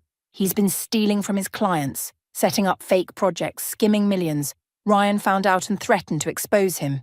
That's when Derek showed me what he had on me, Ryan said quietly. Old mistakes, things that could destroy my career, my marriage. He looked at Maggie. Our life. My phone buzzed again. Derek, come home. We can fix this. Don't make me do something we'll both regret. He's threatening you. Maggie moved closer to me, reading over my shoulder. No, I said, a cold clarity washing over me. He's threatening Ella. Ryan's face darkened. He wouldn't. You don't know him like I do, I cut in, already gathering my things. 20 years of marriage and I never saw it. The real him, until now. Where are you going? Maggie grabbed my arm. To get my daughter. You can't, Ryan blocked the doorway. Derek's got people watching Chelsea's house. They followed you here. The room tilted slightly. What people? The kind you don't want to meet, he said grimly. Listen, there's something else. The Cartier receipt? It wasn't for jewellery. Maggie shot him a warning look, but he continued. It was for a safety deposit box. Whatever's in there, it's what Derek's really afraid of losing. Not you, not Ella. Something worth killing for. My phone buzzed one final time. Derek again. Found it, Val. Should have changed your passwords. See you soon. The blood drained from my face. My laptop.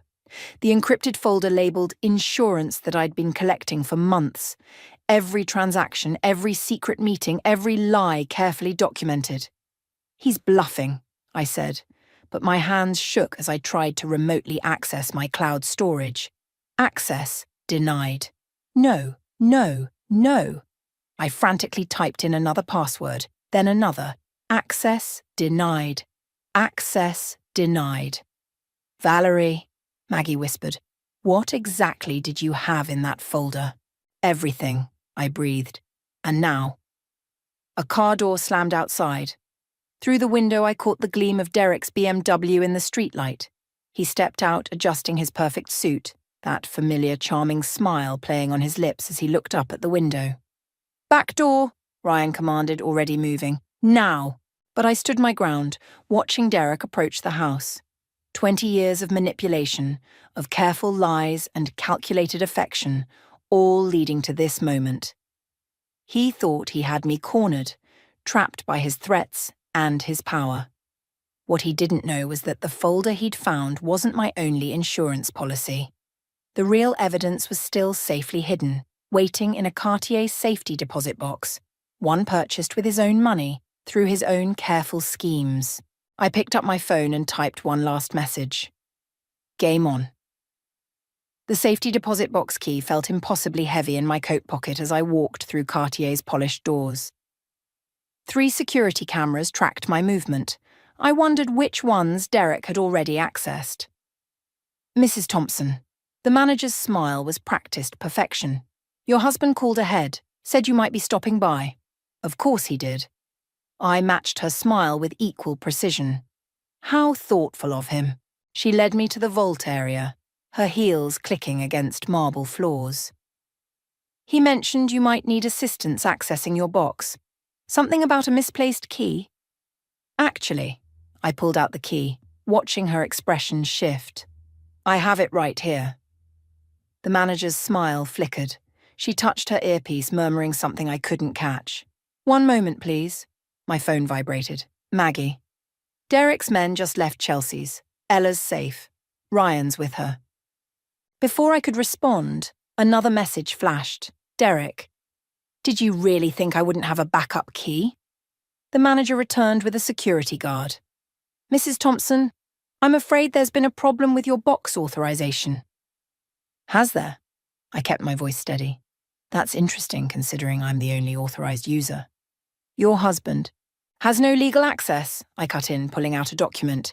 As you can see, this box was registered solely in my name. Any attempt to access it without my presence would be illegal.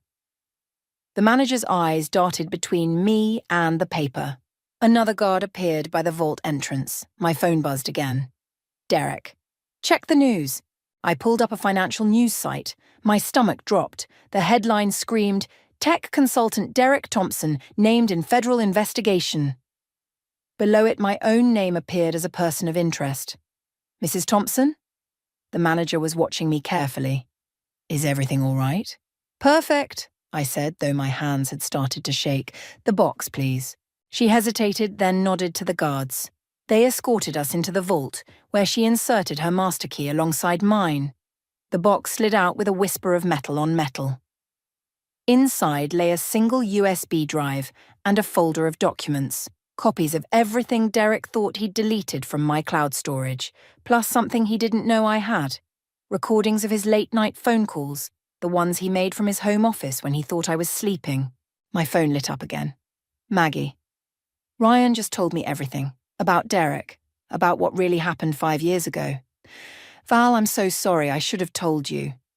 The manager cleared her throat. Mrs. Thompson, we have another client waiting. I tucked the items into my bag, my mind racing. What did Maggie mean? What happened 5 years ago? Outside Cartier, a black SUV idled across the street. One of Derek's watchdogs, no doubt.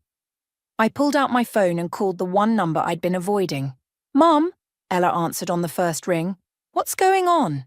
Dad's face is all over the news, and these men were watching Chelsea's house and… Listen carefully, I cut in. Stay with Ryan. Don't tell anyone where you are. Not even Maggie, especially not Maggie. Mom, you're scaring me. I know, honey. I'm scared too. My voice cracked. But I'm going to fix this. All of it. How? The SUV's engine rumbled to life. By doing what I should have done 5 years ago when I first suspected something was wrong, I'm going to make your father tell the truth. About what? Another text from Derek appeared. Last chance, Val. Meet me at the house in 1 hour. Alone. Or the FBI gets proof of your involvement. Mom? I watched the SUV pull away from the curb, tracking my movements. About everything, sweetheart. About the money laundering, about Ryan's resignation, and about what really happened to your Aunt Sarah. The line went silent. Then, barely a whisper. Dad said Aunt Sarah moved to Europe. No, honey. I stepped into a taxi, giving the driver our home address. That's just what he wanted everyone to believe. My phone buzzed one final time. An unknown number. Mrs. Thompson, this is Special Agent Carter with the FBI. We need to discuss your husband's activities and a missing person case from 2018. Please call immediately. The taxi merged into traffic, carrying me toward a confrontation 20 years in the making. Derek thought he was forcing my hand, but he'd forgotten one crucial detail. I'd learned all my best moves from him, and unlike my husband, I never played a card without knowing exactly how the game would end. The taxi crawled through evening traffic while I played Ryan's voicemail for the 3rd time. Sarah didn't leave for Europe. She found something in Derek's files, something about offshore accounts and a company called Nexus Solutions. The night before she disappeared, she called me, said she needed to meet. She never showed. I clicked off the phone as we pulled up to my house. Derek's BMW sat in the driveway, along with an unfamiliar silver Audi. Through the living room window, I caught glimpses of moving shadows. Keep the meter running, I told the driver. The front door was unlocked. Inside, Derek stood by the fireplace, drinking scotch with a man I'd never seen before. Both turned as I entered. There she is, Derek smiled, all warmth and charm. Agent Carter, this is my wife, Valerie. The FBI agent didn't smile back. Mrs. Thompson, we were just discussing your sister-in-law's European adventure. I set my bag down carefully, keeping the USB drive close. Were you? Fascinating story, Carter continued. She apparently moved to Brussels in 2018. No forwarding address, no social media presence, not even a passport record. It's almost like she vanished into thin air. People do that sometimes, Derek said smoothly. Start fresh, leave everything behind. Not Sarah, I countered, watching Derek's fingers tighten around his glass. She wouldn't leave without saying goodbye to her daughter. Emma still asks about her. Carter's eyebrows rose slightly. I wasn't aware Sarah had a child. Ex-husband's custody, Derek cut in quickly. Messy divorce, another reason she left. My phone buzzed. Maggie. Don't trust Ryan. He's not telling you everything about Sarah. Mrs. Thompson. Carter set down his drink. Your husband claims you handled all the family's financial documentation, including transfers to Nexus Solutions. Derek's expression didn't change, but his eyes hardened. Val's always been better with numbers than me. Actually, I moved toward my laptop on the coffee table. I have some documentation you might find interesting, Agent Carter. About Nexus, about Sarah, and about what really happened to those missing client funds. Valerie. Derek's voice carried a warning. Think about Ella. I am thinking about Ella. I opened my laptop, typing in the password. I'm thinking about how she deserves to know what happened to her aunt. The screen remained black. I tried again. Nothing. Looking for this, Derek held up a small circuit board. Amazing what you can learn about computers when you're married to someone in tech. Like how to remove a hard drive. Carter watched our exchange with increasing interest. Mrs. Thompson, if you're attempting to cooperate— She's not, Derek interrupted. Are you, Val? Because that would mean admitting your own involvement. The transfers you authorized, the accounts you helped manage. Sarah figured it out, didn't she? That's why she came to you first. My blood ran cold. What? Oh, did Ryan not mention that part? Derek's smile turned cruel. Sarah reached out to you before she disappeared, left you a message about meeting at that little cafe you both loved. But you never showed up, did you? Too busy covering our tracks. That's a lie, but my voice shook. I never got any message. Check your old voicemails, Derek suggested. The ones from that phone you lost right after Sarah vanished. The one I replaced as an anniversary gift. The room spun slightly. I grabbed the back of a chair to steady myself. Agent Carter, I started, but he was already pulling out handcuffs. Valerie Thompson, we need you to come with us for questioning regarding the disappearance of Sarah Thompson and the misappropriation of client funds through Nexus Solutions. My phone buzzed one final time. Ryan. Found Sarah's real message. It wasn't meant for you. She was trying to warn Maggie about Derek, about what he did to her husband. The pieces clicked into place. Maggie's strange behavior, Ryan's guilt, Derek's perfect alibi. All this time, I'd been looking at the wrong puzzle. Agent Carter, I said quietly, before you arrest anyone, you might want to ask my husband about Thomas Collins. Derek's glass shattered on the floor. Maggie's first husband, I continued, watching the colour drain from Derek's face. The one who died in that convenient car accident the same week Sarah disappeared. The one whose life insurance policy listed Nexus Solutions as the beneficiary. Carter's hand moved to his weapon. Mr. Thompson? But Derek was already running for the back door, leaving me standing in the wreckage of our lives, finally seeing the full picture of his betrayal. And my own unwitting role in it. Agent Carter's team swarmed the house while I sat in Maggie's kitchen, watching her hands shake as she poured coffee. The morning news played silently on her tablet. Tech executives still at large. FBI expands search. You should have told me about Thomas, I said quietly. Maggie's cup clattered against the counter. I couldn't. Derek, he had evidence that Thomas's death wasn't an accident, evidence that would have implicated Ryan. And Sarah found out. She was always too clever. Maggie's voice cracked. She traced the insurance payout to Nexus, then connected it to Thomas's brake lines being cut. She thought she was protecting me by confronting Derek first. My phone lit up. Unknown number. Storage Unit 247, midnight. Come alone if you want to know the truth. D. He's desperate, Ryan said from the doorway, making us both jump. The FBI found Thomas's real autopsy report this morning. Derek's running out of options. And allies, I added, watching Maggie carefully. She wouldn't meet my eyes. Val, she whispered, there's something else, about the night Sarah disappeared. Before she could continue, my phone rang. Ella. Mum? There's someone at Chelsea's house. They say they're from Dad's office, but...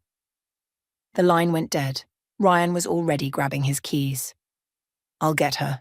No. I stood up, my voice steadier than I felt. You've both done enough. This ends tonight. Valerie, wait! Maggie caught my arm. The storage unit. It's where Derek kept everything. All the evidence, including what really happened to Sarah, but he's not alone. There are others involved, powerful people who killed your husband? I pulled away. Or who helped cover it up? Her face crumpled. Both. I checked my watch. 8 hours until midnight. 8 hours to decide who to trust, how to protect Ella, and whether revenge was worth the cost. My phone buzzed again. Agent Carter. Mrs. Thompson, we found something in your sister-in-law's old apartment. Something about you. The message included a photo, a letter in Sarah's handwriting, dated the day before she vanished. My hands trembled as I read, Val, if you're reading this, I'm probably dead. Derek didn't just kill Thomas, he's been eliminating anyone who threatens his operation. The evidence is in Storage Unit 247, but be careful. Maggie isn't who you think she is. She and Derek. The rest was torn off. I need to go, I said, already moving toward the door. Where? Ryan stepped in my path. To get my daughter, then to finish what Sarah started. You can't trust Derek, Maggie pleaded. I don't. I turned back, seeing them both clearly for the first time. But I trusted you, and look where that got us. My phone chimed one last time. Derek. Ella's safe. For now. Midnight. Come alone, or Sarah won't be the only sister you lose. I walked out of Maggie's house, leaving behind the coffee, the excuses, and any illusion of friendship. In my purse, the USB drive from the safety deposit box felt like a loaded gun. On it was everything Sarah had discovered, about Thomas, about Nexus, about Derek's entire operation. What Derek didn't know was that I'd already sent copies to every major news outlet and federal agency. They would go public at 12:01 a.m., 1 minute after our midnight meeting. The question wasn't whether Derek would fall. That was inevitable now. The question was how many people he'd take down with him, and whether Ella and I would survive the collapse. I got into my car, checking the glove compartment where Sarah's old gun still lay hidden. She'd given it to me years ago, saying sometimes protection meant being willing to pull the trigger. I hadn't understood then. I did now. As I pulled away, I caught a glimpse of Maggie in her window, phone pressed to her ear. Warning Derek? Warning Ryan? It didn't matter anymore. In 8 hours, everyone's true face would be revealed, including mine. I just hoped Ella would forgive me for what I had to do next. Storage Unit 247 loomed before me, its metal door reflecting the harsh fluorescent lights. 11:58 p.m. Sarah's gun pressed against my lower back, a constant reminder of what was at stake. The lock clicked open. Inside, Derek stood next to a bound figure in a chair. Ella, head bowed, shoulders shaking. Right on time, Derek said, closing the door behind me. Always so punctual, Val. So predictable. Let her go. Show me the USB drive first. I pulled it from my pocket, holding it up. Show me she's okay. Derek yanked the hood off Ella's head. She blinked in the harsh light, a bruise darkening her cheek. Our eyes met, and she tried to speak through her gag. You hit our daughter. My voice came out flat, deadly. Actually, a familiar voice said behind me. I did. Maggie stepped out of the shadows holding a gun. Sorry about that, Val. She struggled. The betrayal hit like a physical blow, but I kept my face neutral. Let me guess. You're the one who killed Sarah too? No, Derek laughed softly. That was all me. Sarah made the mistake of threatening to expose everything, the money laundering, Thomas's murder, the offshore accounts. I couldn't let that happen. And Thomas? That was me, Maggie said quietly. He found out about Derek and me, about how long we'd been together. He had to go. The pieces clicked into place.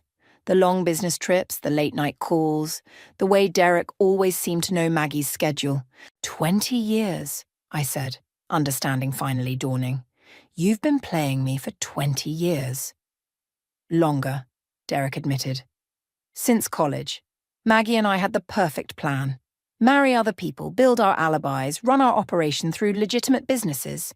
It worked beautifully until Sarah got suspicious. My phone vibrated. 12 hours a.m. 1 minute until everything went public. The USB, Derek demanded, pressing a gun to Ella's temple. I held it out, hands steady. Take it. Derek grabbed it, tossing it to Maggie. Check it. While Maggie plugged it into her laptop, I inched closer to Ella. Just a few more seconds. It's encrypted, Maggie frowned. The password, Derek ordered. Sarah, I said softly. The password is Sarah. Maggie typed it in. Her face went pale. Derek, it's empty. 12:01 a.m. My phone buzzed again. Now, I said, check the news. Derek's phone chimed, then Maggie's, then the sound of police sirens outside. What did you do? Derek's face contorted. I sent everything to the press, the FBI, everyone. I moved between him and Ella. Sarah taught me well, always keep backups. You're bluffing, Maggie said, but her hands shook as she checked her phone. Breaking news. Tech scandal exposed. Multiple murders linked to Nexus Solutions. Derek lunged for me, but I was ready. Sarah's gun felt natural in my hands as I pulled it from my waistband. Don't, I warned. The storage unit door burst open. FBI agents poured in, Agent Carter leading them. Federal agents, drop your weapons. Everything happened at once. Maggie fired. I fired back. Derek tried to run, the air filled with gunshots and screams. When the chaos cleared, Maggie lay clutching her shoulder. Derek was in handcuffs, and I held Ella as she sobbed into my chest. Mom, she choked out, I heard everything. About Aunt Sarah, about... I know, baby. I stroked her hair, avoiding the bruise on her cheek. I'm so sorry. Mrs. Thompson, Agent Carter approached, we need to take your statement. I nodded, still holding Ella. As they led Derek past us, he paused. You really think this is over? He sneered. You have no idea how deep this goes. Who else is involved? You've just signed our daughter's death warrant. No, I said, watching his smug expression falter. I've just guaranteed her safety, because now everyone knows exactly what happens to people who threaten my family. They took him away, but his words echoed in my head. He was right about one thing. This wasn't over. Somewhere out there, more players waited in the shadows, more secrets threatened to surface. But for now, I held my daughter and watched the sunrise through the storage unit's small window, understanding finally that revenge wasn't about winning. It was about surviving. The interrogation room's fluorescent lights cast harsh shadows across Derek's face as I sat across from him. 3 days since the storage unit showdown, and his perfect facade had finally cracked. You're not here to press charges, he said, studying me. So why come? I placed Sarah's old phone on the metal table between us. Because of this. His eyes flickered with recognition. Where did you... Ryan found it, in Maggie's safety deposit box, the one you helped her set up after Sarah disappeared. I pressed play on the last voicemail. Sarah's voice filled the room. Maggie, I know about the transfers. About Thomas. Derek's planning something big and you're next. Meet me at... I stopped the recording. She wasn't warning me that night. She was trying to save your girlfriend's life. And now Maggie's in custody anyway. Derek leaned back, chains rattling. Ironic, isn't it? Where's Sarah's body? His smile didn't reach his eyes. You know I can't tell you that. Can't, or won't. I slid a document across the table. Your empire's falling apart, Derek. Your clients are turning on you. But I can help. Help? He laughed. You destroyed everything. No, I exposed everything. There's a difference. I tapped the document. This is a deal from the FBI. Full immunity in exchange for names. All of them. You really think I'd... Ella's college fund, I cut in. The offshore account in her name. The one you thought I didn't know about. Sign this, and it stays hidden. His facade cracked further. You're bluffing. Am I? I pulled out my phone, showing him the account details. $20 million, Derek. Blood money from every deal, every murder, every betrayal. Sign the deal, or I send this to Agent Carter right now. You'd steal from your own daughter. I'd protect her from becoming an accessory to murder. My finger hovered over the send button. Your choice. Derek stared at the document, then at me. You've changed. No, I've woken up. I stood, gathering my things. You have until midnight to decide. After that, Ella loses everything. Just like Sarah's daughter did. Wait. His chains clinked as he reached for the pen. "There's something you should know first about Ryan." "Save it. I already know he was your inside man at the FBI." I watched his expression shift. "Why do you think he's in the next room right now, making his own deal?" "You played us all," Derek whispered, realization dawning. "I learned from the best." I pushed the pen closer. "Now sign." As Derek scrawled his signature, a knock came at the door. Agent Carter entered with Ryan in handcuffs. "It's done," Ryan said. "All of it. The accounts, the bodies, everything." "Including Sarah?" I asked quietly. He nodded, unable to meet my eyes. "Including Sarah." Derek lunged across the table, but the chains held him back. "You treacherous—" "Careful," I warned. "Your immunity deal doesn't cover new charges." "You think this is over?" Derek snarled. "You think you've won? There are still people out there, people who just lost everything," I finished. "Check your phone." "Oh, wait. You can't. But if you could, you'd see that every name Ryan just gave us is already in custody. Your safety net is gone." The truth hit him like a physical blow. For the first time in 20 years, I saw real fear in his eyes. "Mrs. Thompson," Agent Carter said, "we're ready for Sarah's location." I turned to leave, but Derek called after me. "How long?" "How long what?" "How long have you been planning this? Working with the FBI? Setting us all up?" I paused at the door, thinking of Sarah's last message, of Ella's bruised face, of 20 years of lies. "Since the moment you forgot the most important thing about me." "Which is?" "I'm not just your wife, Derek. I'm also a sister, and sisters don't abandon each other." I looked back one last time. Not even after death. The door closed on Derek's face, leaving him alone with his choices, his consequences, and the ghost of every life he'd destroyed in his pursuit of power. Outside, Ella waited with Agent Carter, clutching Sarah's old diary. "Did he sign?" "He did." I took her hand. "Ready to say goodbye to Aunt Sarah?" She nodded, tears in her eyes. "Ready." Together we walked toward the waiting cars, toward closure, toward whatever came next in our story of survival and justice. Behind us, Derek's empire crumbled to dust. The autumn wind scattered leaves across Sarah's newly placed headstone. After 5 years, we'd finally brought her home. Ella knelt beside the grave, arranging fresh flowers while I watched from a few steps back, giving her space to say goodbye. "She would have loved these," Ella said, touching the yellow roses. "Sarah's favourite, not mine." Another lie Derek had gotten wrong. My phone buzzed. "Agent Carter." "Derek's sentencing tomorrow. Still don't want to attend." I typed back, "No need. We've moved on." The media circus around Derek's empire had finally quieted. Maggie's testimony had sealed his fate, along with dozens of others. Ryan's deal had saved him from the worst charges, but his career was over. Justice, or something close to it. "Mom?" Ella stood, brushing dirt from her knees. "I found this in Aunt Sarah's diary. It's for you." She handed me a weathered envelope. Inside was a key and a note in Sarah's familiar scrawl. "For when it's over, Storage Unit 248. My hands trembled. All this time, the truth had been next door to Derek's unit. "Should we go?" Ella asked. The storage facility looked different in daylight. Unit 248's lock clicked open easily, revealing a small space filled with cardboard boxes, each one labelled meticulously, evidence. Photos. Emma's future. "Emma?" Ella picked up a framed picture. "Sarah's daughter. Your cousin." I opened the first box, finding stacks of documents. Sarah was gathering evidence against Derek long before she disappeared. She knew he'd come after her eventually.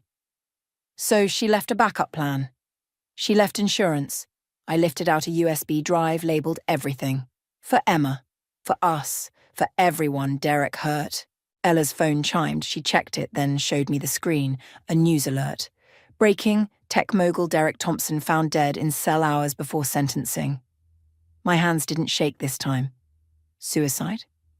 They're investigating. Ella watched me carefully. "Are you okay?" I thought about Derek's last words to me during our final visit yesterday. "You'll never know everything, Val. Some secrets stay buried. Now he'd buried them permanently. "Mom?" Ella touched my arm. "There's something else in that box." Beneath the documents lay a sealed letter addressed to Emma, and beneath that, a photo I'd never seen before. Sarah at her desk, pregnant with Emma, smiling at the camera. On the back, she'd written, "Some fights choose us. The trick isn't winning, it's knowing when to stop." "What do we do now?" Ella asked. I picked up Emma's letter. "We find your cousin. Tell her everything. Let her decide what to do with Sarah's insurance policy. And the rest?" I looked at the boxes of evidence, at 5 years of Sarah's meticulous planning, at all the secrets that had died with Derek. "We burn it." Sarah didn't want revenge. She wanted protection. For Emma, for you, for everyone these secrets could still hurt. But Derek got what he deserved. I pulled out my lighter. Sometimes justice isn't about exposing everything. Sometimes it's about knowing which truths to bury and which ones to set free. We worked in silence, burning each document, each photo, each piece of evidence Sarah had gathered. As the last box emptied, Ella spoke quietly. Aunt Sarah knew, didn't she, that it would end like this? She knew Derek better than anyone. I pocketed Emma's letter. She knew the only way to truly stop him was to let him destroy himself. The final photo curled in the flames. Derek and Maggie at a college party, young and unguarded, their future crimes still unwritten. As it burned, my phone buzzed one last time. An unknown number. "Mom, this is Emma. Agent Carter gave me your number. Can we meet?" Ella read the message over my shoulder. "Ready?" I thought about Sarah's words. Some fights choose us. But maybe the real choice comes after, in how we end them, in what we keep and what we let go, in how we rebuild from the ashes of revenge. "Ready," I said, taking Ella's hand. We left the storage unit empty, carrying only Emma's letter and the weight of choices yet to come. Behind us, the last embers of Derek's secrets turned to ash, and ahead, the autumn wind scattered leaves like memories across our path home. Gravel bites into my palms as I push myself up from the dirt road, the echo of screeching tires still hanging in the night air. My husband's laughter fades with his taillights, leaving me alone in a darkness so complete it feels like drowning. I'm Autumn, and 10 minutes ago I thought I was going on a romantic drive with my husband. The taste of blood mingles with dirt in my mouth. My designer dress, the one Marcus insisted I wear tonight, is torn at the shoulder, probably ruined. He'll be furious about that. The thought makes me laugh, a harsh sound that bounces off the trees surrounding this godforsaken stretch of road. "You're becoming a liability," he'd said, so casually you'd think he was commenting on the weather. Then the car door flew open and his hands were on me, and suddenly I was tumbling onto gravel and shadows. My phone is still in his car. Of course it is. Marcus always thinks of everything. I start walking, each step sending sharp pains through my scraped knees. The moon offers just enough light to keep me from stumbling into the ditch. Every car that passes makes my heart leap, then sink. None of them slow down. I don't blame them. Who stops for a disheveled woman on a dark road at midnight? "You've gotten too curious lately," he'd said over dinner, watching me with those calculating eyes I used to find so captivating. Always asking about the business, about Mother's involvement. It's becoming problematic. I should have seen it coming. The signs were there. Hushed conversations with his mother Helen, the missing financial documents, the way they'd exchange glances whenever I asked about the family business. But love makes you stupid. Or maybe I just wanted to be stupid. To believe the fairy tale of the charming businessman who swept me off my feet. A car approaches from behind, slowing as it nears. I tense, ready to run, but then I hear a familiar voice. "Autumn? Oh my God, what happened?" Sophie, my best friend. The one person Marcus couldn't manipulate me into abandoning. "He knows," I say as I climb into her car, "about the documents I found." Sophie's hands tighten on the steering wheel. "That son of a bitch. I told you he was dangerous." I thought I could handle it. I thought if I just played along long enough to gather evidence, Evidence of what? What did you find? I close my eyes, seeing again the numbers that didn't add up, the shell companies, Helen's signature on documents that shouldn't exist. Enough to destroy them both, if I can prove it. Sophie's quiet for a long moment. You know this means war, right? Helen will never let you threaten their precious family empire. A strange calm settles over me, replacing the shock and fear. Good, because I'm done playing the perfect Carter wife. What are you going to do? I watch the familiar streets of our town slide past, thinking of all the times I smiled and nodded at charity galas while Marcus and Helen built their reputation on lies and other people's money. Thinking of how they slowly stripped away my independence, my career, my dignity. I'm going to take everything from them, I say, surprised by the ice in my voice. Starting with their precious reputation. Sophie glances at me and I see a flash of concern in her eyes. Autumn, revenge won't fix what they did to you. No, I agree, touching the bruises forming on my arm. But it's a start. As we pull up to Sophie's house, my phone starts ringing from Marcus's car across town. I imagine him realizing his mistake, scrambling to damage control. Let him worry. Let him wonder. The game has changed, and this time I'm writing the rules. 3 years ago, I sat across from Helen Carter at her mahogany dining table, watching her slice into a perfectly cooked steak while she explained why I needed to quit my job. Marketing is such a demanding career, she'd said, dabbing her lips with a cloth napkin. Marcus needs a wife who can support his ambitions, dear, not someone distracted by her own. I remember how my wine glass trembled in my hand that night. How Marcus squeezed my knee under the table, his fingers digging in just hard enough to warn me. Stay quiet. Play nice. Keep the peace. Now I'm back at that same table, watching Sophie scroll through my bank statements on her tablet. The numbers tell a story Helen never wanted me to see. They've been siphoning money from your accounts for months, Sophie says, her voice tight with anger. Small amounts at first, then larger transfers after you gave Marcus power of attorney. I trace the wood grain of the table with my fingertip. He said it was for investment opportunities, that we needed to pool our resources for the family's future. The family's future? Sophie scoffs. More like funding Helen's shopping addiction and Marcus's mistress. The front door opens and Helen's voice carries from the foyer. Autumn, are you home, dear? I shoot Sophie a warning look. She quickly closes the tablet and slides it into her bag. Helen appears in the doorway, designer shopping bags hanging from her arms. Her smile freezes when she sees Sophie. Oh, I didn't realize we had company. Just catching up with an old friend, I say, standing to help with her bags. My hands shake slightly, but I force them steady. How lovely. Helen's tone suggests it's anything but. Though I do wish you'd mentioned having guests. I would have brought something suitable for lunch.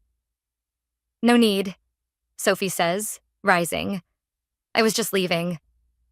She hugs me, whispering, call me later, before heading out. Helen watches her go, then turns to me with that practiced, concerned mother expression.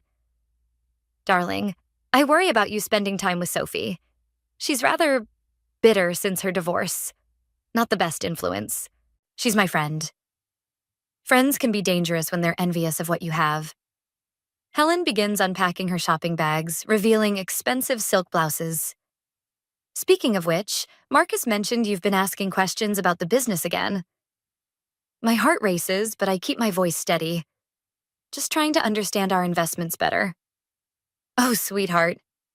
Helen laughs softly. You don't need to worry your pretty head about all that. Marcus and I have everything under control. She pulls out a cream-colored blouse, holding it up. I bought this for you. Isn't it divine? Perfect for the charity gala next week. I take the blouse, feeling the silk between my fingers. Another pretty cage, another distraction. Thank you, I say, the words tasting like ash. It's beautiful. Try it on, Helen insists, her eyes sharp despite her smile. I want to make sure it fits properly. I head to the powder room, closing the door behind me. In the mirror, I see the bruises from last night starting to purple along my shoulder. The silk will cover them perfectly. Of course it will. Helen always thinks of everything. My phone buzzes. A text from Marcus. Mother says Sophie was there. We talked about this. Another buzz. Don't make me handle this like last night. I stare at the messages, remembering the cold calculation in his voice before he pushed me from the car. The way Helen will pretend not to notice my injuries at dinner tonight, just like she always does. The silk blouse feels like a noose around my neck. My phone buzzes again. Sophie this time. Documents are copied. Ready when you are. I look in the mirror one last time, straightening my shoulders. Helen's voice calls from the dining room, asking if everything fits all right. Perfect. I call back, my voice honey-sweet. It fits perfectly. Let them think they've won. Let them believe their pretty silk chains still hold me. Soon they'll learn what happens when you cage something too long, when you push someone past their breaking point. Soon they'll learn that some wounds don't heal. They harden into armor. The safe clicks open with Marcus's birthday. He always was predictably narcissistic. Inside, beneath insurance papers and property deeds, I find a manila envelope that makes my fingers go numb. Withdrawal slips, bank statements, forged signatures, my signatures. The numbers swim before my eyes as I flip through page after page. Not just my savings anymore, but my inheritance from Dad. Everything I'd kept separate. Everything I'd tried to protect. All of it funneled into accounts I've never seen. My hands shake as I take photos with my phone. The house feels too quiet, too exposed. Marcus could come home any minute. Helen could drop by unannounced, like she always does. A car door slams outside.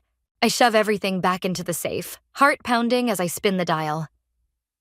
Footsteps on the porch, keys jingling. Marcus finds me in the kitchen, calmly stirring coffee like I haven't just discovered how thoroughly he's destroyed me.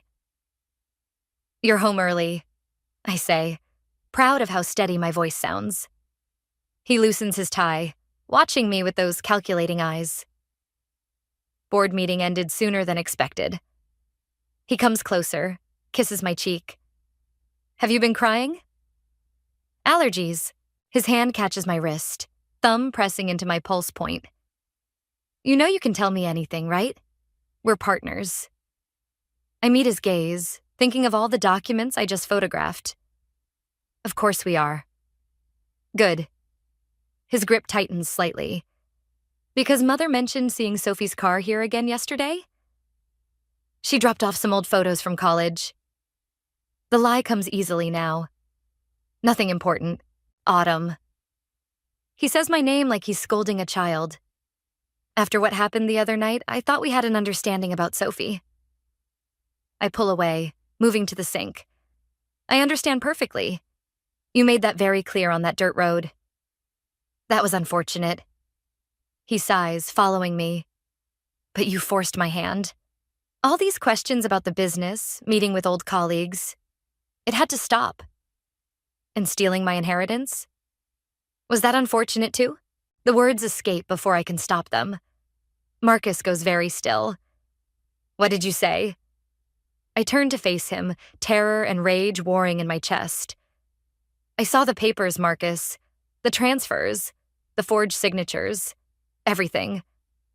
His expression doesn't change, but something dark flickers in his eyes. You went through my safe? Your safe? I laugh, the sound brittle.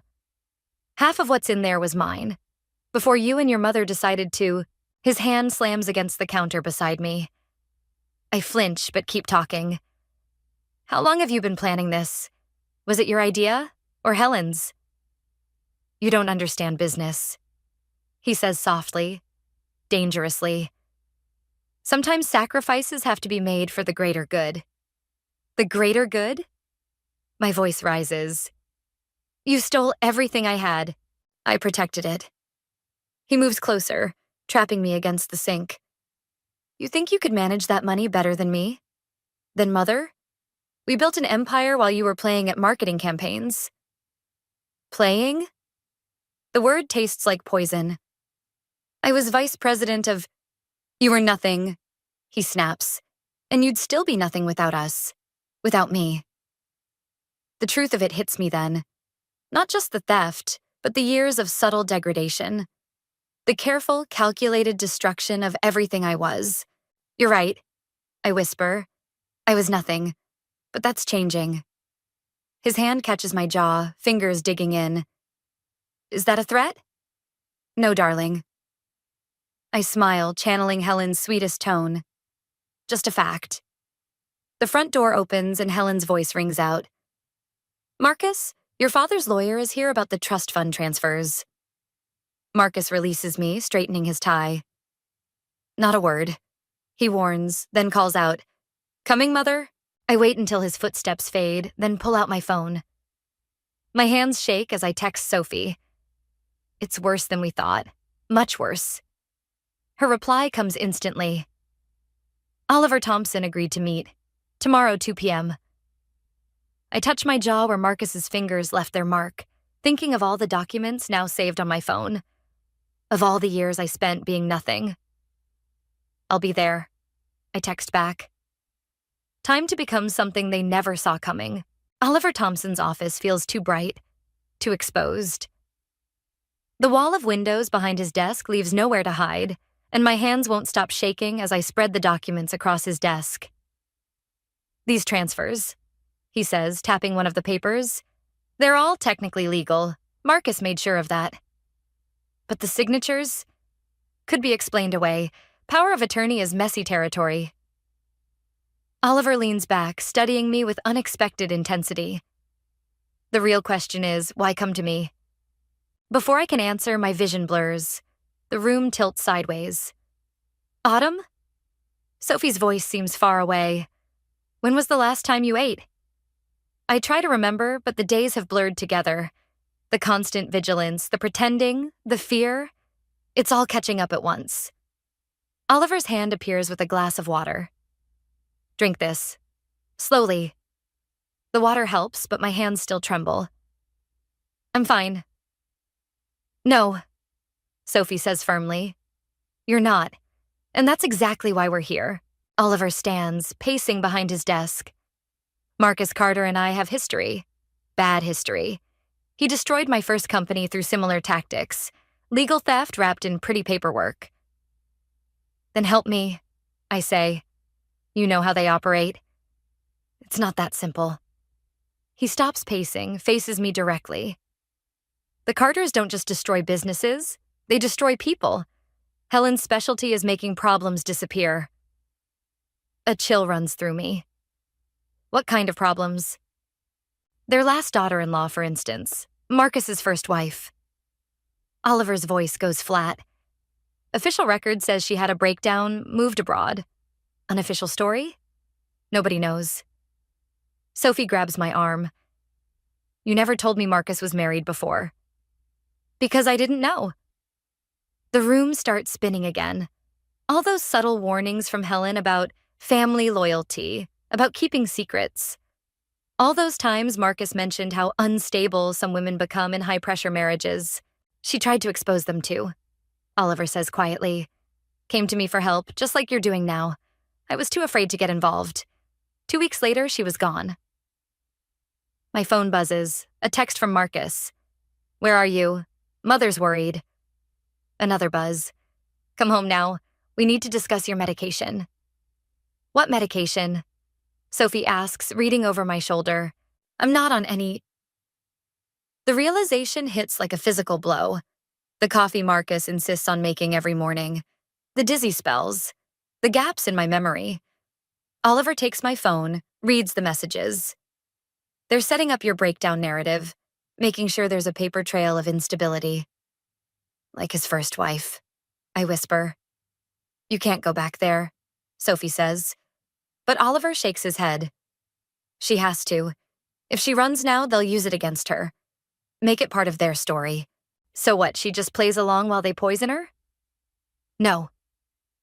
Oliver pulls out a business card, writes something on the back. She documents everything, builds her case. And most importantly, he hands me the card. She lets me help this time. I won't make the same mistake twice.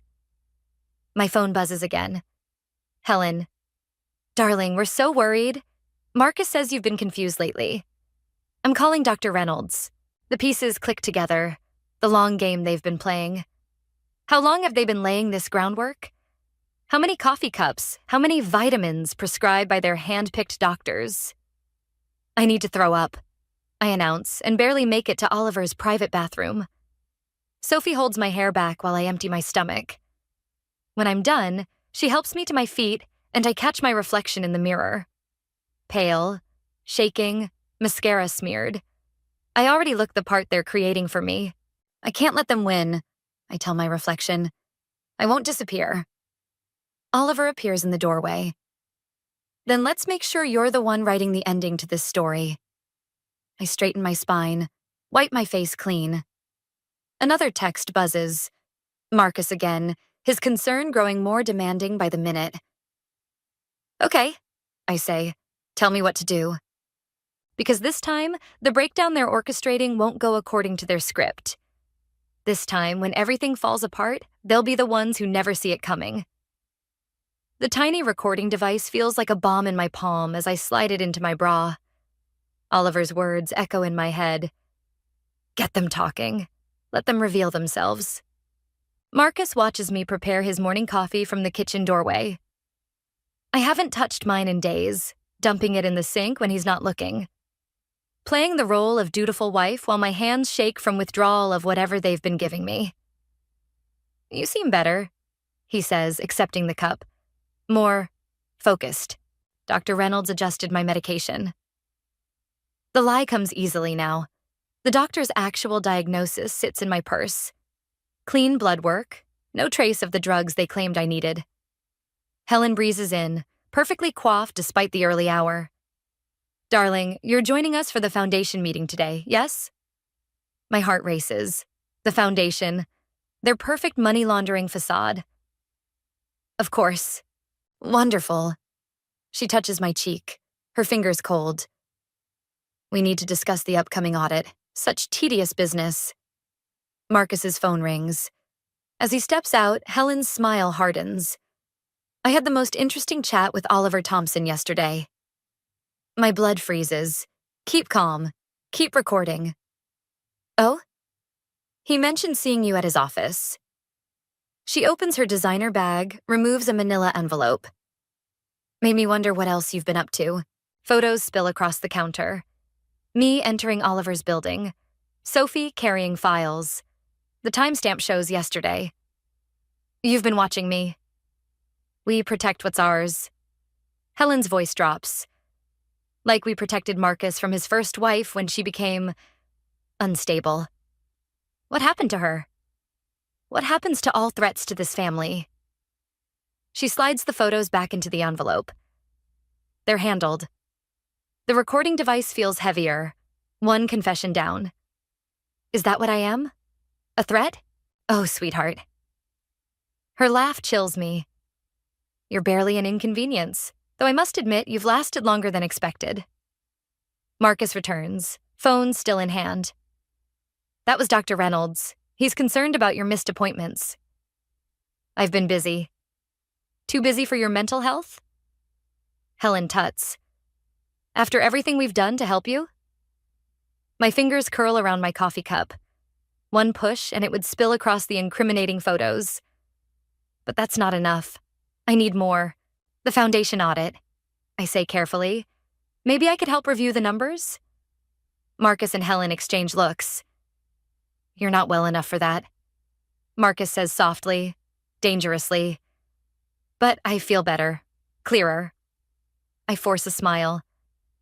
Unless there's something you don't want me to see? Helen's hand shoots out, grabs my wrist. Her manicured nails dig into my skin. Listen carefully, dear. You're having an episode. Paranoid delusions. If you continue this way, we'll have no choice but to seek more intensive treatment options. The threat hangs heavy, like his first wife, like all their problems that conveniently disappear.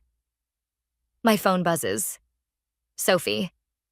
Oliver found something big. Get out now. You're hurting me, I tell Helen, loud enough for the recorder to catch. She releases me, smile back in place. Just concerned about your welfare, dear. We all are. Marcus steps closer, boxing me in. Why don't I drive you to Dr. Reynolds, right now?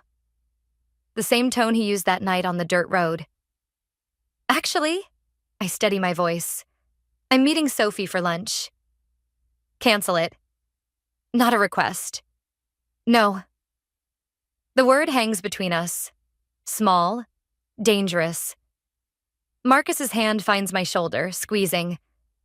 You're not thinking clearly. I'm thinking perfectly clearly. I shrug off his hand. And I'm late. I grab my purse, heart pounding. Helen calls after me. Don't forget the charity gala tomorrow night, dear. Everyone's so worried about you.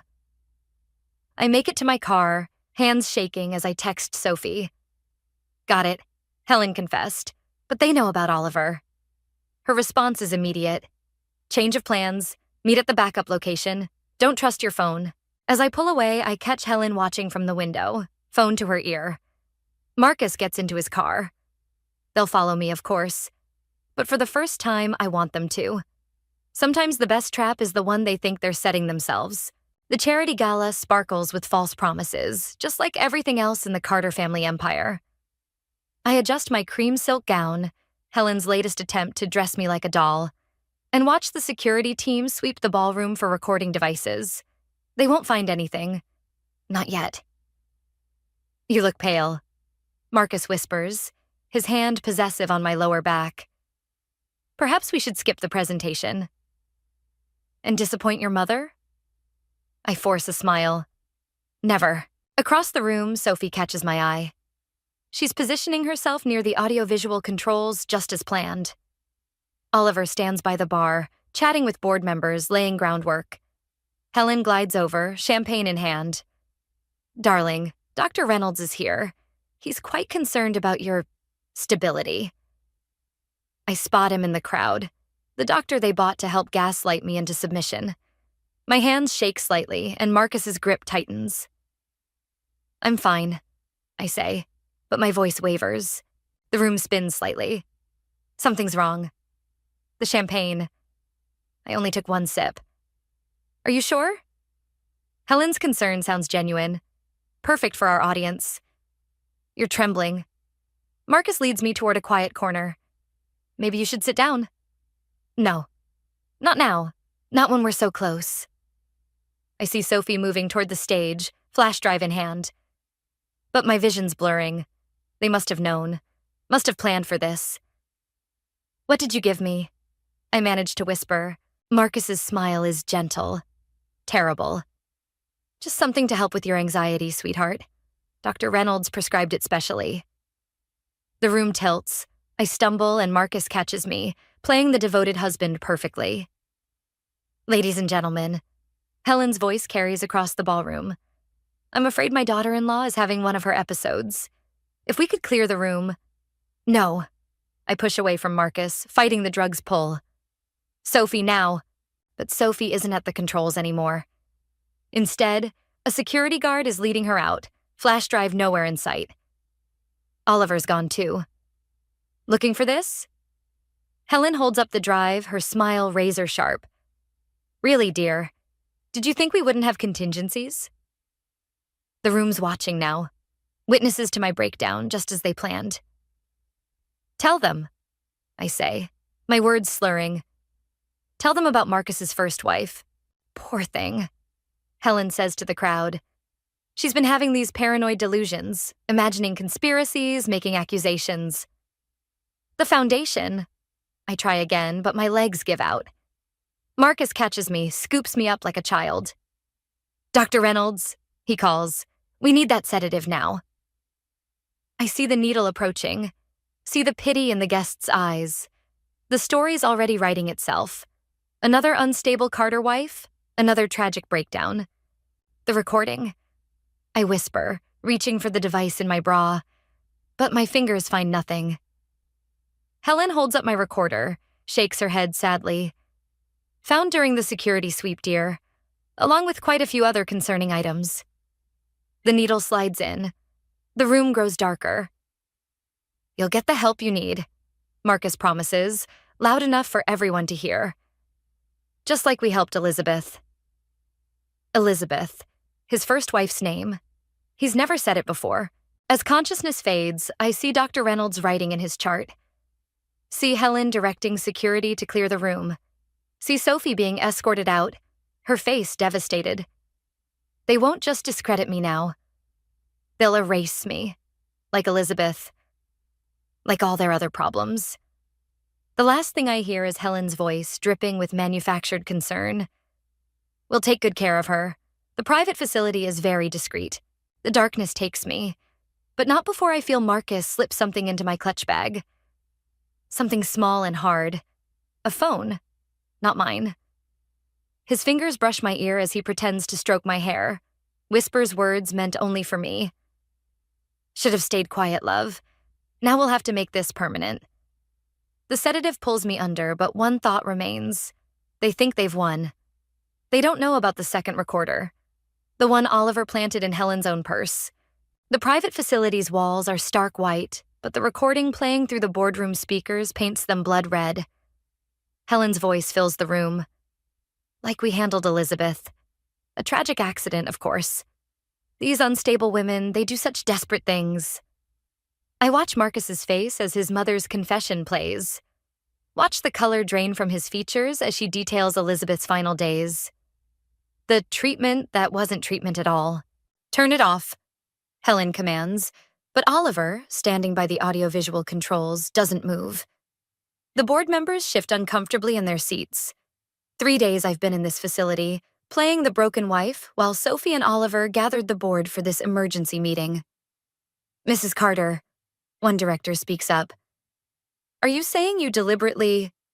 She's clearly manipulated the recording. Helen interrupts. My disturbed daughter-in-law has evidence of every transaction. Oliver cuts in, sliding folders across the table. Every shell company. Every bribe to Dr. Reynolds. Every cent stolen from Elizabeth's estate after her accident. Marcus stands abruptly. This is absurd. Autumn needs help. Like Elizabeth needed help? I ask quietly. The sedatives they thought they were giving me sit untouched in my pocket. Tell them, Marcus. Tell them how she fought back. How she found the evidence, just like I did. You don't know what you're talking about. But his hand trembles as he reaches for his water glass. The Foundation's real books, Oliver announces, distributing more documents. Notice the signature on the transfer orders, the dates, the amounts. Helen's composure cracks. You're working with him? After what Marcus did to your company? Exactly because of what he did. Oliver's smile is cold. I owed Elizabeth that much. We were building a case together before her accident. The boardroom door opens. A police detective enters, followed by Dr. Reynolds in handcuffs. The doctor's been very cooperative, the detective says, especially about Elizabeth Carter's toxicology reports. Marcus lunges for the door, but security blocks his path. You can't prove anything. Actually. Sophie steps forward, holding up Helen's purse. Your mother's recorder caught quite a bit during your private conversation last night. About making my treatment permanent? About Elizabeth's convenient accident? Helen's mask finally shatters. We did for the family. These women, they come in with their ambitions, their independence. They try to ruin everything we've built. No, Mother. I stand, steady on my feet for the first time in days. You did this. You and Marcus. Elizabeth saw it. I saw it. And now everyone sees it. You stupid girl. Marcus's voice drops to that dangerous whisper I know so well. You think this ends here? You think you've won? Actually, the detective steps forward. This ended the moment you slipped that phone into her bag at the gala. The one recording your entire confession about Elizabeth's murder. Marcus goes very still. What? I pull out his phone, the one he thought would record my final drug-induced confession. You should really check devices before using them as weapons. Oliver's quite good with technology. The detective moves forward with handcuffs. Helen crumples into her chair, her carefully constructed world falling apart. The board votes to freeze all assets, a director announces, and to cooperate fully with the investigation. As they lead Marcus past me, he hisses, "I made you. You're nothing without me." "No," I reply softly. "I remade myself, despite you." The boardroom empties, leaving me with Sophie and Oliver. Through the window, I watch police escort Helen and Marcus to waiting cars. "Elizabeth would be proud," Oliver says quietly. "It was never just about revenge," I tell him. "It was about justice. For her. For all of us they tried to erase." Sophie hugs me tightly. "Ready to go home?" I look around the facility where they thought they'd imprison me, just like they imprisoned Elizabeth. Where they thought they'd write my ending. "Yes," I say. "But not to their home. To mine." Because sometimes the best revenge isn't just exposing the truth, it's surviving to tell the story yourself. The courthouse steps feel different under my feet today. No more designer heels Helen chose. I wear my own shoes, make my own stride. Marcus waits by his lawyer's car, out on bail for the preliminary hearing. His expensive suit hangs loose, his charm weathered by 6 weeks in custody. When he sees me, something desperate flashes in his eyes. "Autumn, wait." He hurries over, keeping just beyond the restraining order's limit. "We can fix this. Everything I did for us." "No." I meet his gaze steadily. "You did it for yourself. Like you did with Elizabeth. Elizabeth was weak." His mask slips, showing the darkness beneath. "But you're different. Stronger. We could rebuild everything, better than before." I almost laugh at how well I know this script now. The manipulation, the false promises, the carefully crafted words designed to make me doubt myself. "The board approved the merger with Oliver's company this morning," I tell him. "Your mother's foundation is being dissolved. Assets redistributed to the victims' families." His features contort. "You're working with him? After everything I told you about how he tried to expose your fraud years ago? How he and Elizabeth were building a case before her accident?" I adjust my blazer. Corporate armor, not silk chains. "Yes, he told me everything. The real everything." A court officer approaches. "Mrs. Carter, they're ready for your testimony." Marcus steps forward, desperation breaking through. "Don't do this, please, "If you say you love me," I cut him off, "I'll add perjury to your charges." Inside, I pass Helen being led to a conference room. Her designer clothes are gone, replaced by department store beige. She won't meet my eyes. Sophie waits by the courtroom doors. "Ready?" "Almost." I pull an envelope from my bag, the one I found in Oliver's office last night. Elizabeth's last letter, the one she tried to mail before they stopped her. Sophie's eyes widen. "Have you read it?" "No." I turn the envelope over, seeing the name written in desperate strokes. Oliver Thompson. Some stories aren't mine to know. I hand it to the bailiff, watching him deliver it to Oliver in the gallery.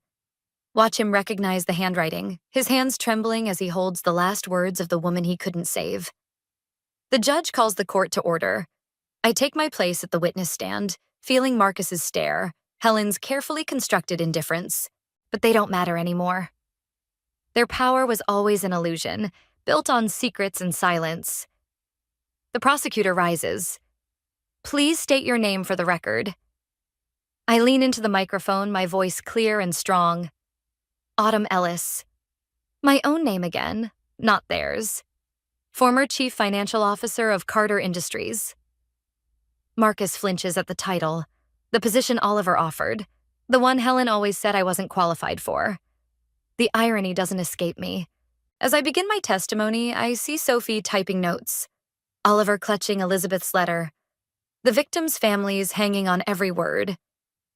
My story weaves with theirs now, a tapestry of survival and justice. The truth spills out, not in angry torrents, but in precise, devastating facts. Account numbers, dates, conversations recorded when they thought I was broken. Each detail another brick in the wall that will keep them from hurting anyone else. When I finish, Marcus's lawyer has no questions. No way to twist this narrative. Outside, rain begins to fall. I think of that night on the dirt road, how lost I felt, how far I've come. Sophie touches my arm. Oliver's waiting with the merger papers. In a minute, I watch Marcus and Helen being led away, their facades finally crumbling. They taught me well, about power, about manipulation, about revenge. But they never understood the most important lesson. Sometimes the greatest victory isn't in destroying your enemies, but in rebuilding everything they tried to break, including yourself. The text arrived at 3:47 p.m., right as I was wrapping up the quarterly earnings presentation. Unknown number. Just 3 words and a video attachment. Watch this carefully, Eva. I almost deleted it. Spam comes in all forms these days, and running a tech company means being extra cautious about random attachments. But something made me hesitate. Maybe it was the use of my name, or the way my phone displayed a preview of the video thumbnail, a conference room I recognized all too well. I'm Eva Carter, co-founder of Carter Technologies, and that video would destroy everything I thought I knew about my life. Mrs. Carter, the board is ready for you, my assistant called through the intercom. 5 minutes, I replied, my finger hovering over the play button. The thumbnail showed our main conference room, the one with that hideous abstract painting Nathan insisted on hanging last year. Nathan. My husband. My business partner. The father of my child. The video started playing. The timestamp showed last Thursday, when Nathan said he was meeting potential investors. He stood at the head of the table, jacket off, sleeves rolled up, his classic, trust me, pose. But these weren't investors. The transfer needs to happen before the end of the quarter, Nathan was saying, pointing at something on his laptop. Eva doesn't check the offshore accounts. She never has. My stomach clenched. The voices continued, discussing numbers, percentages, something about shell companies. I recognized one of the other voices, James from accounting. The same James who's been avoiding eye contact with me for weeks. Mrs. Carter. The intercom again. The board is getting impatient. I switched off the intercom. My hands were steady as I texted back to the unknown number, who is this? The response came immediately, someone who thinks you deserve to know. Check account 847-92X. My fingers flew across the keyboard, accessing our company's financial portal. The account number wasn't familiar, but I had access to everything. Or so I thought. The system prompted me for a secondary password I'd never seen before. Eva. Nathan's voice at my door made me jump. They're waiting for us, honey. I locked my phone, slipped it into my pocket. 18 years of marriage, and I'd never heard anything false in his voice before. Now, every word felt like a lie. Coming, I said, gathering my presentation materials. When I looked up, he was smiling, that same smile that won me over in college, the one our daughter Megan inherited. Megan. God, Megan. She was supposed to start college in the fall. We'd been planning it for years, saving for it. The board meeting passed in a blur. I presented numbers I no longer trusted, smiled at people I couldn't be sure were complicit. Nathan sat across from me, nodding encouragingly, playing his part perfectly. Excellent quarter, he announced at the end. Eva, you knocked it out of the park, as usual. The others murmured their agreement. I watched James shuffle his papers, avoiding my gaze. Back in my office, I called Lucas Bennett in HR. I need everything you have on account 847-92X. Off the record. Eva, that's. He paused. That's not a standard account. I know. That's why I'm asking you. Another pause. Give me an hour. And Eva? Be careful who you trust right now. I hung up and stared at the family photo on my desk. Nathan, Megan, and me at last year's company picnic. All smiles. All lies. My phone buzzed again. Another message from the unknown number. There's more. Much more. Are you ready to see how deep this goes?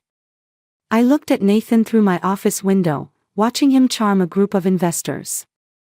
My husband. My betrayer.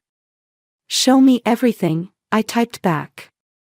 The response was immediate. Tomorrow. Noon. The coffee shop on 7th. Come alone. I deleted the thread and opened my calendar. Tomorrow at noon, I had lunch scheduled with Nathan's mother Rachel. Perfect alibi. The game was on, and Nathan had no idea he'd already lost. The coffee shop on 7th was packed when I arrived, but I spotted my mystery contact immediately. Lucas Bennett sat in the corner booth, his usual crisp appearance replaced by weekend casual. The sight of him made my chest tighten. I'd expected a stranger, not my own head of HR. You could have just told me directly, I said, sliding into the booth. Would you have believed me? Lucas pushed a manila envelope across the table. Or would you have dismissed it as office politics? He had a point. I'd known Lucas for 5 years, trusted him with personnel issues, but this was different. This was my husband, my company, my life. How long have you known? 3 months. Started noticing discrepancies in the payroll system. Dummy accounts, ghost employees. He tapped the envelope. The video was just confirmation of what I already suspected. I opened the envelope, spreading documents across the table. Bank statements, transfer records, emails. My coffee grew cold as I pieced together Nathan's betrayal. My phone buzzed. Megan, Mom, where are you? Dad's acting weird about lunch with Grandma Rachel. Tell her I'm sorry, I typed back. Emergency meeting. Everything okay? I stared at her message. Megan had her father's intuition, she could smell a lie a mile away. Just work stuff, honey. See you at dinner. Lucas watched me put the phone away. She doesn't know. She's 18. About to graduate. This would destroy her. Eva. His voice softened. She's going to find out eventually. Nathan's been siphoning money from her college fund. The world tilted sideways. What? Account 847-92X. That's where the education trust was moved. He's been. Mrs. Carter. Rachel's voice cut through the cafe noise like a knife. Nathan's mother stood by our table, her perfectly maintained smile slipping as she looked between Lucas and me. I thought we had lunch plans. Rachel, No need to explain. Her smile turned brittle. Nathan mentioned you've been working late. Having lots of meetings. The implication hung in the air. I could see the story forming in her mind, secret rendezvous, clandestine meetings, her son's wife with a younger man. It's not what you think, Lucas started. It never is, dear. Rachel patted my shoulder. I'll let Nathan know you're busy. She left before I could respond, her heels clicking against the floor like a countdown. Well, Lucas said, that complicates things. My phone buzzed again. Nathan, Mom says you're in a meeting with Lucas. Everything okay? Then Megan, Dad's being super weird. What's really going on? And Rachel, we need to talk about Nathan. Soon. The messages blurred together, a chorus of demands and questions I couldn't answer honestly. Not yet. I need to see those college fund records, I told Lucas. Everything. Eva, maybe we should. My daughter's future, Lucas. He's stealing my daughter's future. He pulled out his laptop, fingers flying over the keyboard. Numbers filled the screen, transfers, withdrawals, a systematic draining of resources. Each transaction felt like a personal betrayal. "He's planning something big," Lucas said. "These patterns suggest." The cafe door chimed. Nathan walked in, all casual confidence and practiced charm. Our eyes met across the room, and for a moment, I saw something flicker behind his smile. Fear, maybe, or guilt. "Eva, honey." He approached our table, kissing my cheek as if nothing was wrong. "Lucas, good to see you. Mind if I join?" Lucas closed his laptop too quickly. Nathan noticed, his smile tightening at the corners. "Actually," I stood up, gathering the documents we were just finishing. "Quarterly reviews, you know how it is." "Of course." Nathan's hand found the small of my back, possessive. "Dinner at home tonight?" "Megan's making her famous lasagna." I nodded, feeling his fingers press against my spine. The same hands that signed away our daughter's future. "Wouldn't miss it," I said, and watched his shoulders relax slightly. As we left the cafe, I caught Lucas's eye. He gave me a subtle nod. He'd keep digging, keep gathering evidence. Nathan's hand stayed on my back, guiding me toward his car, and I let him think he was still in control. Tonight at dinner, I'd watch my husband lie to our daughter's face. And I'd start planning exactly how to tear his world apart. Megan's lasagna sat untouched on my plate as Nathan detailed his latest investment opportunity to our daughter. Every word from his mouth was poison, wrapped in that trademark charm that had fooled me for 18 years. "It's revolutionary," he said, gesturing with his wine glass. "The kind of opportunity that comes once in a lifetime." "Like Mom's company?" Megan asked, and I nearly choked on my water. Nathan's smile flickered. "Different market, sweetheart. Fresh perspective." My phone vibrated. "Lucas, emergency. Check your email now." I excused myself, hands trembling as I opened my laptop in the study. The email contained a single attachment, incorporation papers for Carter Innovation Labs. The registration date was tomorrow. The seed money. Every penny from Megan's college fund. "Mom." Megan stood in the doorway. "Are you okay? You look like you've seen a ghost." Before I could answer, Nathan appeared behind her. "Everything all right, honey?" I closed the laptop. "Fine. Just work. Always work these days," he said, but his eyes were sharp, calculating. "Speaking of which, the board called an emergency meeting for tomorrow morning. 8 a.m. First I'm hearing of it. Last-minute thing. Probably nothing." He squeezed Megan's shoulder. "Hey kiddo, why don't you clear the table? Mom and I need to talk business." The moment Megan left, Nathan's facade cracked. "You've been digging. And you've been stealing. It's called investing in our future." "Our future?" I laughed, the sound harsh even to my ears. "Or your future with Carter Innovation Labs." His expression hardened. "So you know. I know you're stealing our daughter's college fund. I know you're planning to destroy everything we built together. Eva, listen. Board meeting tomorrow. Let me guess, a vote of no confidence. How long have you been poisoning them against me?" He stepped closer, voice dropping. "You're emotional. Not thinking clearly. This is business. This is family." "Family?" He scoffed. "Family is what I'm trying to protect.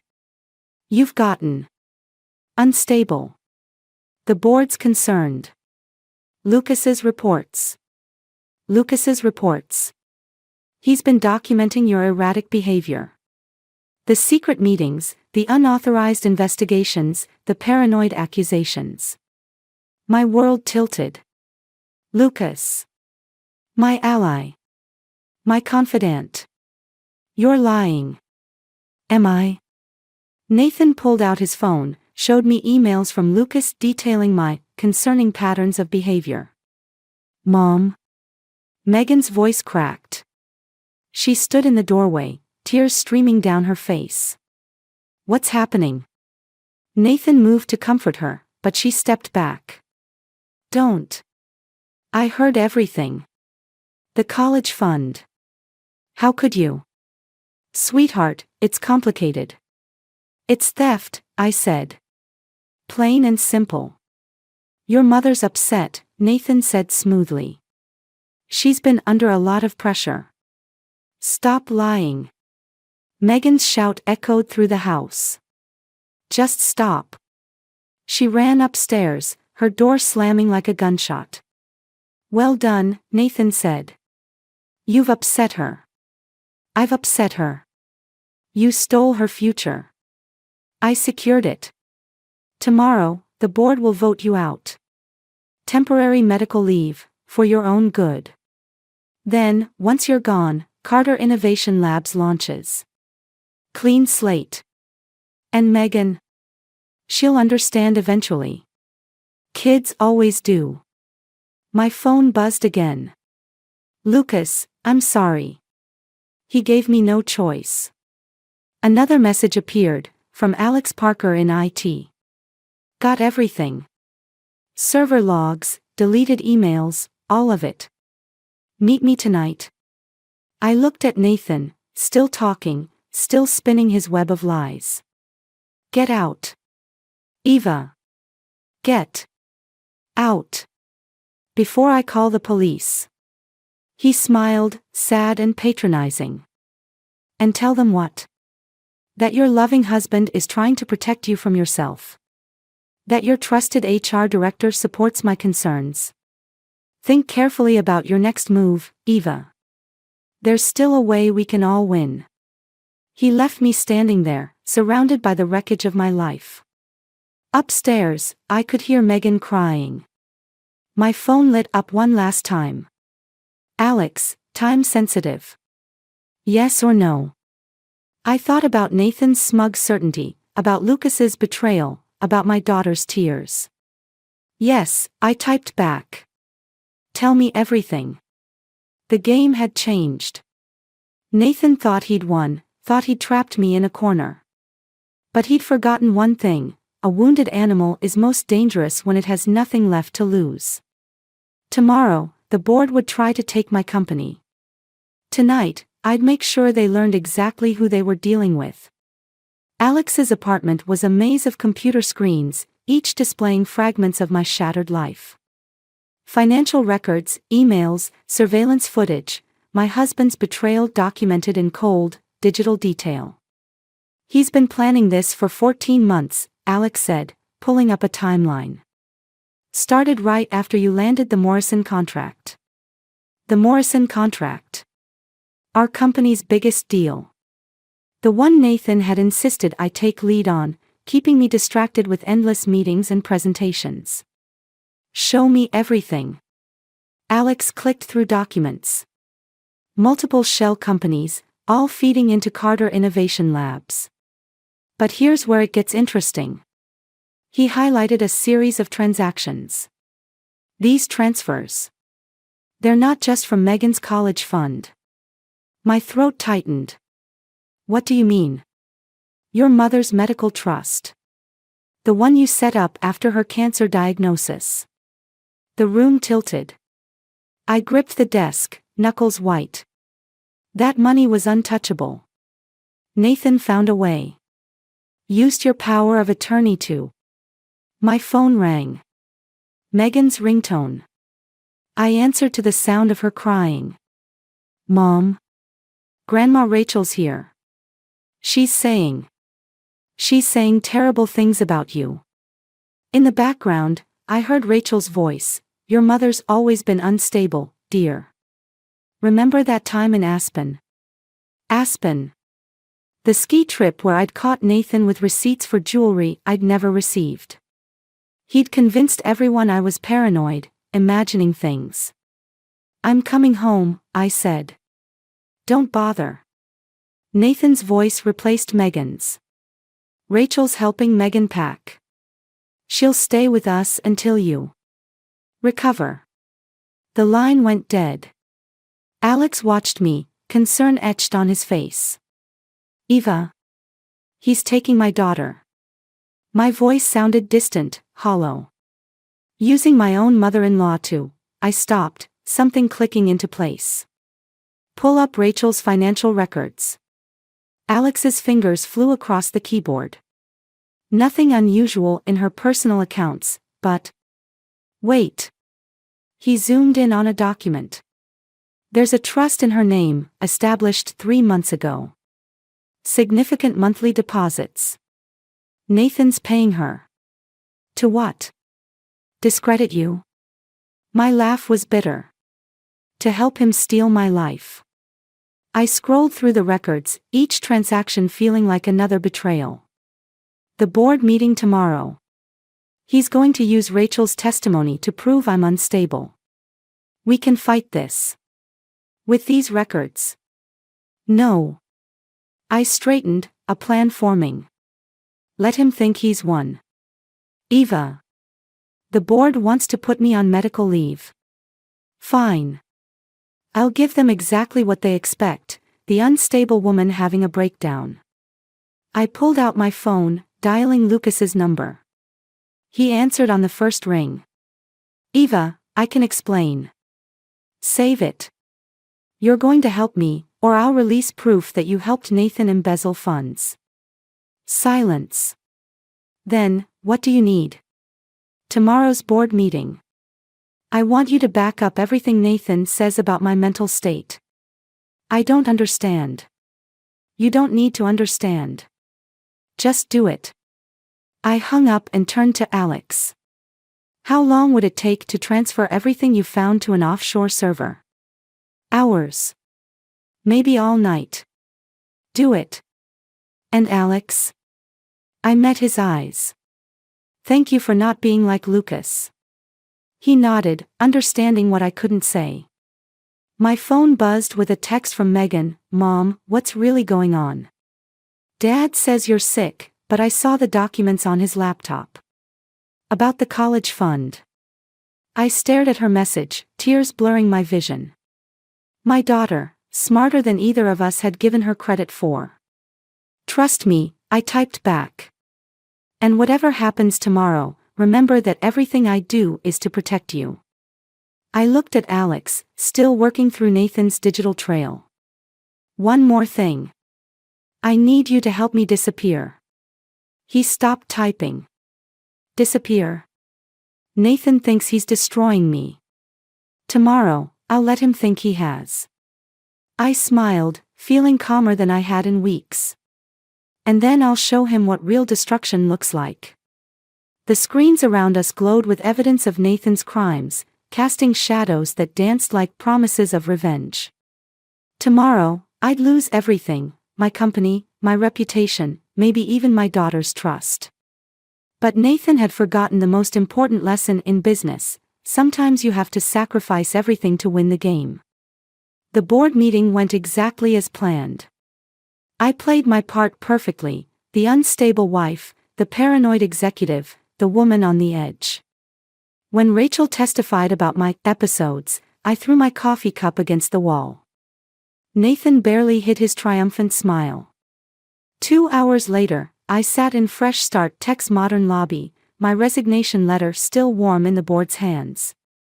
Alex had arranged everything through back channels: a new identity, a consulting position, and most importantly, a direct line to Nathan's eventual downfall. "Miss Evans." The receptionist called my new name. "Mr. Chen will see you now." Fresh Start's CEO stood as I entered, extending his hand. "Sarah Evans. Your reputation precedes you." If only he knew which reputation. "We're expanding our cybersecurity division," he continued. "Your experience with Carter Technologies makes you uniquely qualified to protect us from similar companies." The irony wasn't lost on me. Nathan's new venture would target exactly the kind of startups Fresh Start represented. My phone vibrated. Megan, Mom, where are you? Dad's telling everyone you had a breakdown. I switched it off. Distance was crucial now, even from her. Especially from her. When can you start? Chen asked. Immediately. I handed him a folder, including some initial observations about potential vulnerabilities in your system. He flipped through the pages, eyebrows rising. These are remarkably detailed. I'm thorough. So I see. He paused at one page. This signature approval process, it's exactly what Carter Technologies uses. Used to use, I corrected. Before their recent leadership changes. My phone buzzed again, a text from Alex. Nathan's making his move. Carter Innovation Labs just filed for incorporation. Perfect timing. Speaking of Carter Technologies, I said carefully, I heard rumors about a new competitor entering the market. Chen nodded. Carter Innovation Labs. They're already headhunting our engineers. You'll need someone who knows their playbook. Is that what you're offering? I smiled, channeling Nathan's trademark charm. I'm offering to help you destroy them before they destroy you. Later, in my temporary office, Alex brought the news I'd been waiting for. Nathan submitted his resume. Through a headhunter, trying to be subtle. And Chen wants to interview him next week. He doesn't know you're here. I pulled up Nathan's application on my screen. His list of accomplishments read like a confession of theft. Every major project he claimed credit for had been mine. Mom? Megan's voice at my door froze my blood. I turned slowly. My daughter stood there, holding a familiar manila envelope. How did you find me? Alex told me. She stepped inside, closing the door. After I showed him these. She spread documents across my desk, copies of everything Nathan had stolen, everything he'd hidden. I've been collecting evidence since I found the first transfer from my college fund. Megan. Don't. Her voice cracked. Don't try to protect me. I'm not a child anymore. I studied her face, Nathan's determination, my analytical mind. How long have you known? Long enough to make my own copies before Dad could destroy everything. She met my eyes. I want in. No. Absolutely not. Mom, he stole my future. Our future. She laid out more papers. And I found something you missed. The document showed a series of transfers to an account I didn't recognize. The beneficiary, Michael Carter. Who's Michael Carter? Megan's laugh was bitter. Dad's other son. The one he had with his assistant 3 years ago. The room spun. Another family. Another life. Another betrayal. I have a plan, Megan said. But we need to move fast. Dad's interview is next week, and he's already talking about bringing his whole family to Fresh Start. I looked at my daughter, no longer the child I was trying to protect, but a woman demanding justice. Tell me your plan. She smiled, and for the first time, I saw myself in her expression, not the woman Nathan had tried to destroy, but the one who would destroy him instead. First, she said, we need to talk about Dad's interview. And about Michael's mother. The game was changing. Nathan thought he was playing chess, but he'd never noticed who was really moving the pieces. Behind the one-way mirror, I watched Nathan adjust his tie, practicing that winning smile that had fooled so many for so long. The interview room at Fresh Start Tech felt like a cage, trapping us both in this moment. Ready? Alex whispered, adjusting the recording equipment. I nodded, unable to trust my voice. Megan squeezed my hand, then took her position by the door. Everything we'd planned hinged on the next 30 minutes.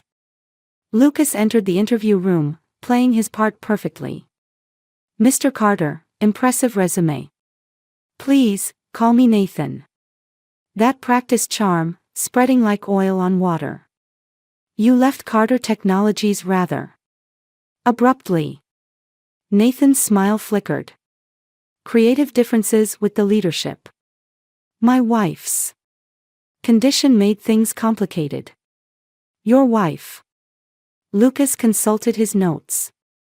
Evangeline Carter. Co-founder. Ex-co-founder.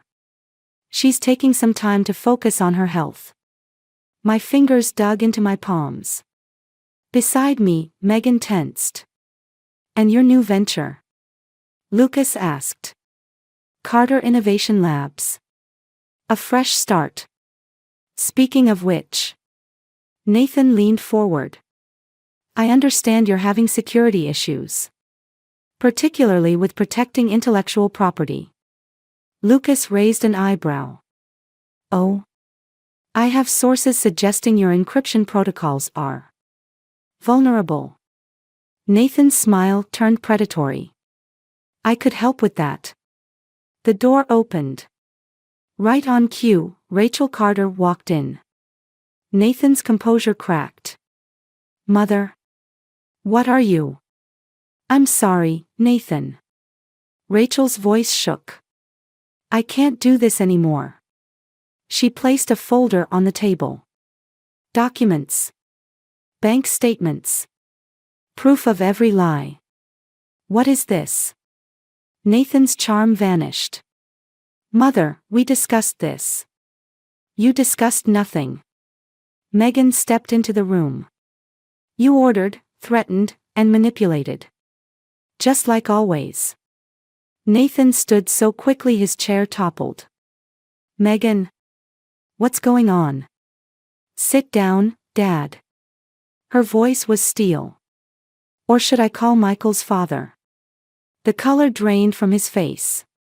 How did you know about your other family? I stepped through the door, dropping the Sarah Evans disguise like a shed skin. Our daughter is smarter than either of us gave her credit for. Eva. He whispered my name like a curse. This is impossible. You're unstable. Paranoid. In need of medical leave. I smiled. Amazing what a woman can accomplish when everyone underestimates her. He lunged for the documents, but Lucas was faster. These copies are just courtesy. The originals are already with the SEC. You're bluffing. Like you bluffed about my college fund. Megan's voice cracked. Or about Mom's company. Or about Michael. Nathan's face twisted. You don't understand. I did this for us. For our family. Which family? Rachel interrupted. The one you betrayed or the one you hid? The door opened again. A woman entered, young, pretty, holding a toddler with Nathan's eyes. Sarah. Nathan stumbled back. No. You can't be here. Actually, I said, she can. Sarah's been very helpful, especially after learning about the offshore accounts you kept from her. You built your new company with stolen money, Megan added. Our money. While your son needed surgery. Sarah hugged Michael closer. You said you'd pay for his operation. That the delay was just paperwork. Nathan looked around wildly, seeing nothing but betrayal in every face. This is a setup. You're all conspiring. To what? I stepped closer. Tell the truth. Show you for who you really are. His hand shot out, grabbing my arm. You vindictive. The camera clicked. Alex lowered his phone, smiling. Assault caught on camera. Nice touch. Security arrived, right on schedule. As they led Nathan away, he kept shouting about conspiracies, about my instability, about his innocence. Nobody believed him. I should have felt triumphant. Instead, watching my daughter comfort her sobbing grandmother, seeing Sarah shield Michael from his father's rage, I felt hollow. Mom? Megan touched my arm where Nathan had grabbed me. Are you okay? No, I admitted. But I will be. My phone buzzed, Chen calling. Time to explain why his new hire was being escorted out in handcuffs. Time to face the consequences of my own deceptions. The game wasn't over. It had just changed again.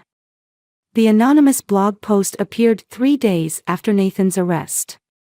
The truth about Fresh Start Tech, a whistleblower's account. Every detail about their security vulnerabilities. Every weakness I'd identified in my first report to Chen, twisted into weapons. It's him, Alex confirmed, tracing the IP address. He's using a VPN, but the writing pattern matches Nathan's emails perfectly. I stared at my phone as Fresh Start's stock price plummeted. Chen had already called twice. He's desperate, Megan said, reading over my shoulder. This is sloppy. No. I stood up, grabbing my coat. This is bait. The prison visiting room smelled of industrial cleaner and desperation. Nathan sat across from me, orange jumpsuit stark against his pale skin, but his smile hadn't changed. I wondered how long it would take you, he said. The blog stops now. What blog? His innocence was practiced, perfect. I'm in here, remember? Thanks to your little performance. You're destroying people's lives, Nathan. Fresh Start's employees, their families. Like you destroyed mine. His mask slipped, just for a moment. How's Michael, by the way? Bonding with his big sister. My phone buzzed. Alex, second post just dropped. Stocks in freefall. You want something, I said. What is it? Nathan leaned forward. A deal. You convinced the SEC to drop the charges, I stopped the leaks. You'd still lose everything. I already lost everything. His laugh was bitter. But so will you. Every company you touch, every project you start, I'll be there, Eva. In the shadows, waiting. My phone buzzed again. Megan, Mom, check your email. Now. I pulled up my inbox, found a forwarded message from Rachel. The subject line, insurance policy. What's wrong? Nathan's smile widened. Unexpected development. The attachment was a video, Nathan in his office, but not the one I'd seen before. This was older, from when we first started the company. He was talking to Rachel, outlining his plans, how he'd use my ideas, my work, build his empire on my foundation. You planned this from the beginning, I whispered. Business is business. He shrugged. You were brilliant but naive. The perfect combination. My phone lit up with another message. Alex, third post ready to launch. Say the word. I looked at Nathan, really looked at him. The man I'd loved, the father of my child, the architect of so many lies. He thought he was still playing chess, still moving pieces on a board. You're right, I said. Business is business. I stood up, pulled out my own phone, and played Rachel's video. Watched his smile fade as his younger self detailed every aspect of his long con. That's not. Where did you get that? Your mother had a conscience after all. I moved toward the door. The SEC already has a copy. Along with evidence of every blog post you've orchestrated from in here. Eva, wait. The posts stop now, Nathan. Or tomorrow's headline won't be about Fresh Start's vulnerabilities. It'll be about how you planned this entire scheme before we even got married. You're bluffing. I turned back, met his eyes. Am I? His face contorted. I'll destroy you. No. I smiled, feeling truly free for the first time in months. You already tried that. And look where we are. As I walked out, my phone buzzed one last time. Alex, fresh start stock stabilizing.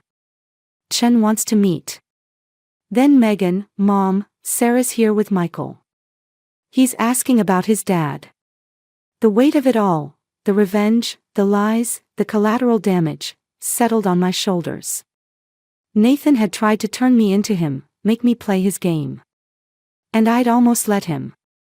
Tell Sarah I'm on my way, I texted back. It's time we all talked about the future.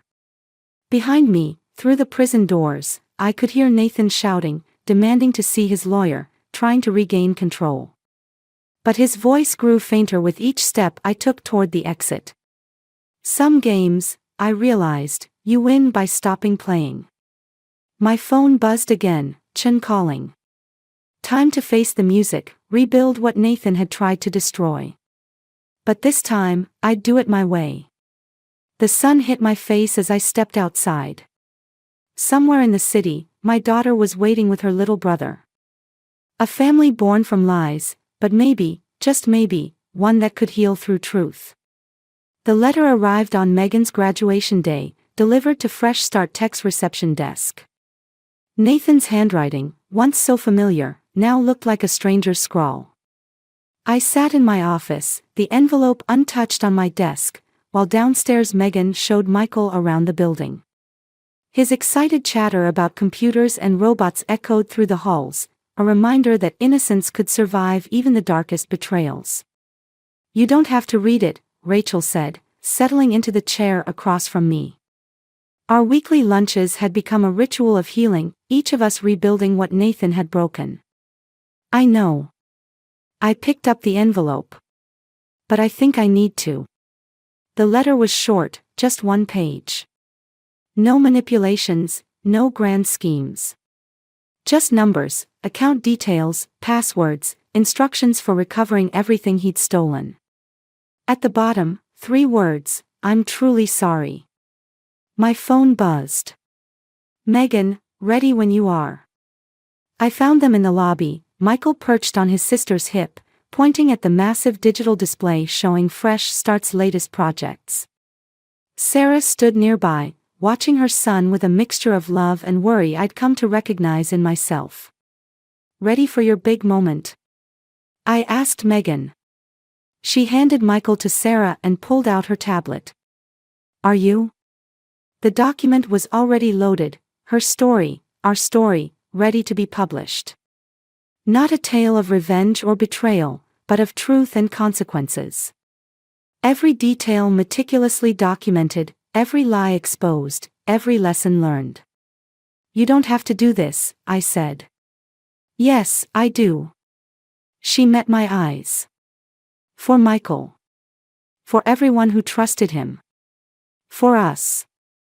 The lobby filled with familiar faces, Alex, Lucas, Chen, the entire Fresh Start family. They gathered around the display screen, waiting for Megan's signal. Before you do this, I handed her Nathan's letter, he sent account details. Everything he took, we can get back. She read it quickly, then folded it into a perfect square. It's not about the money anymore, Mom. It never really was. With a tap on her tablet, her story appeared on the massive screen. The Price of Trust, A Family's Journey Through Betrayal and Recovery by Megan Carter. The room fell silent as people began to read. Not just about Nathan's crimes, but about Rachel's courage, Sarah's strength, Michael's innocence. About a daughter watching her family shatter and rebuild. My phone buzzed one last time, a message from Nathan's prison email account. I saw the preview. She writes like you. Tell her. Tell her I'm proud. I deleted it without responding. Some bridges stay burned. Mom. Megan's voice pulled me back. We'll be late for graduation. Later, watching her cross the stage in her cap and gown, I thought about revenge and justice, about the fine line between protecting and controlling. Nathan had taught us all that lesson, though not in the way he intended. Michael cheered from Sarah's lap as Megan accepted her diploma.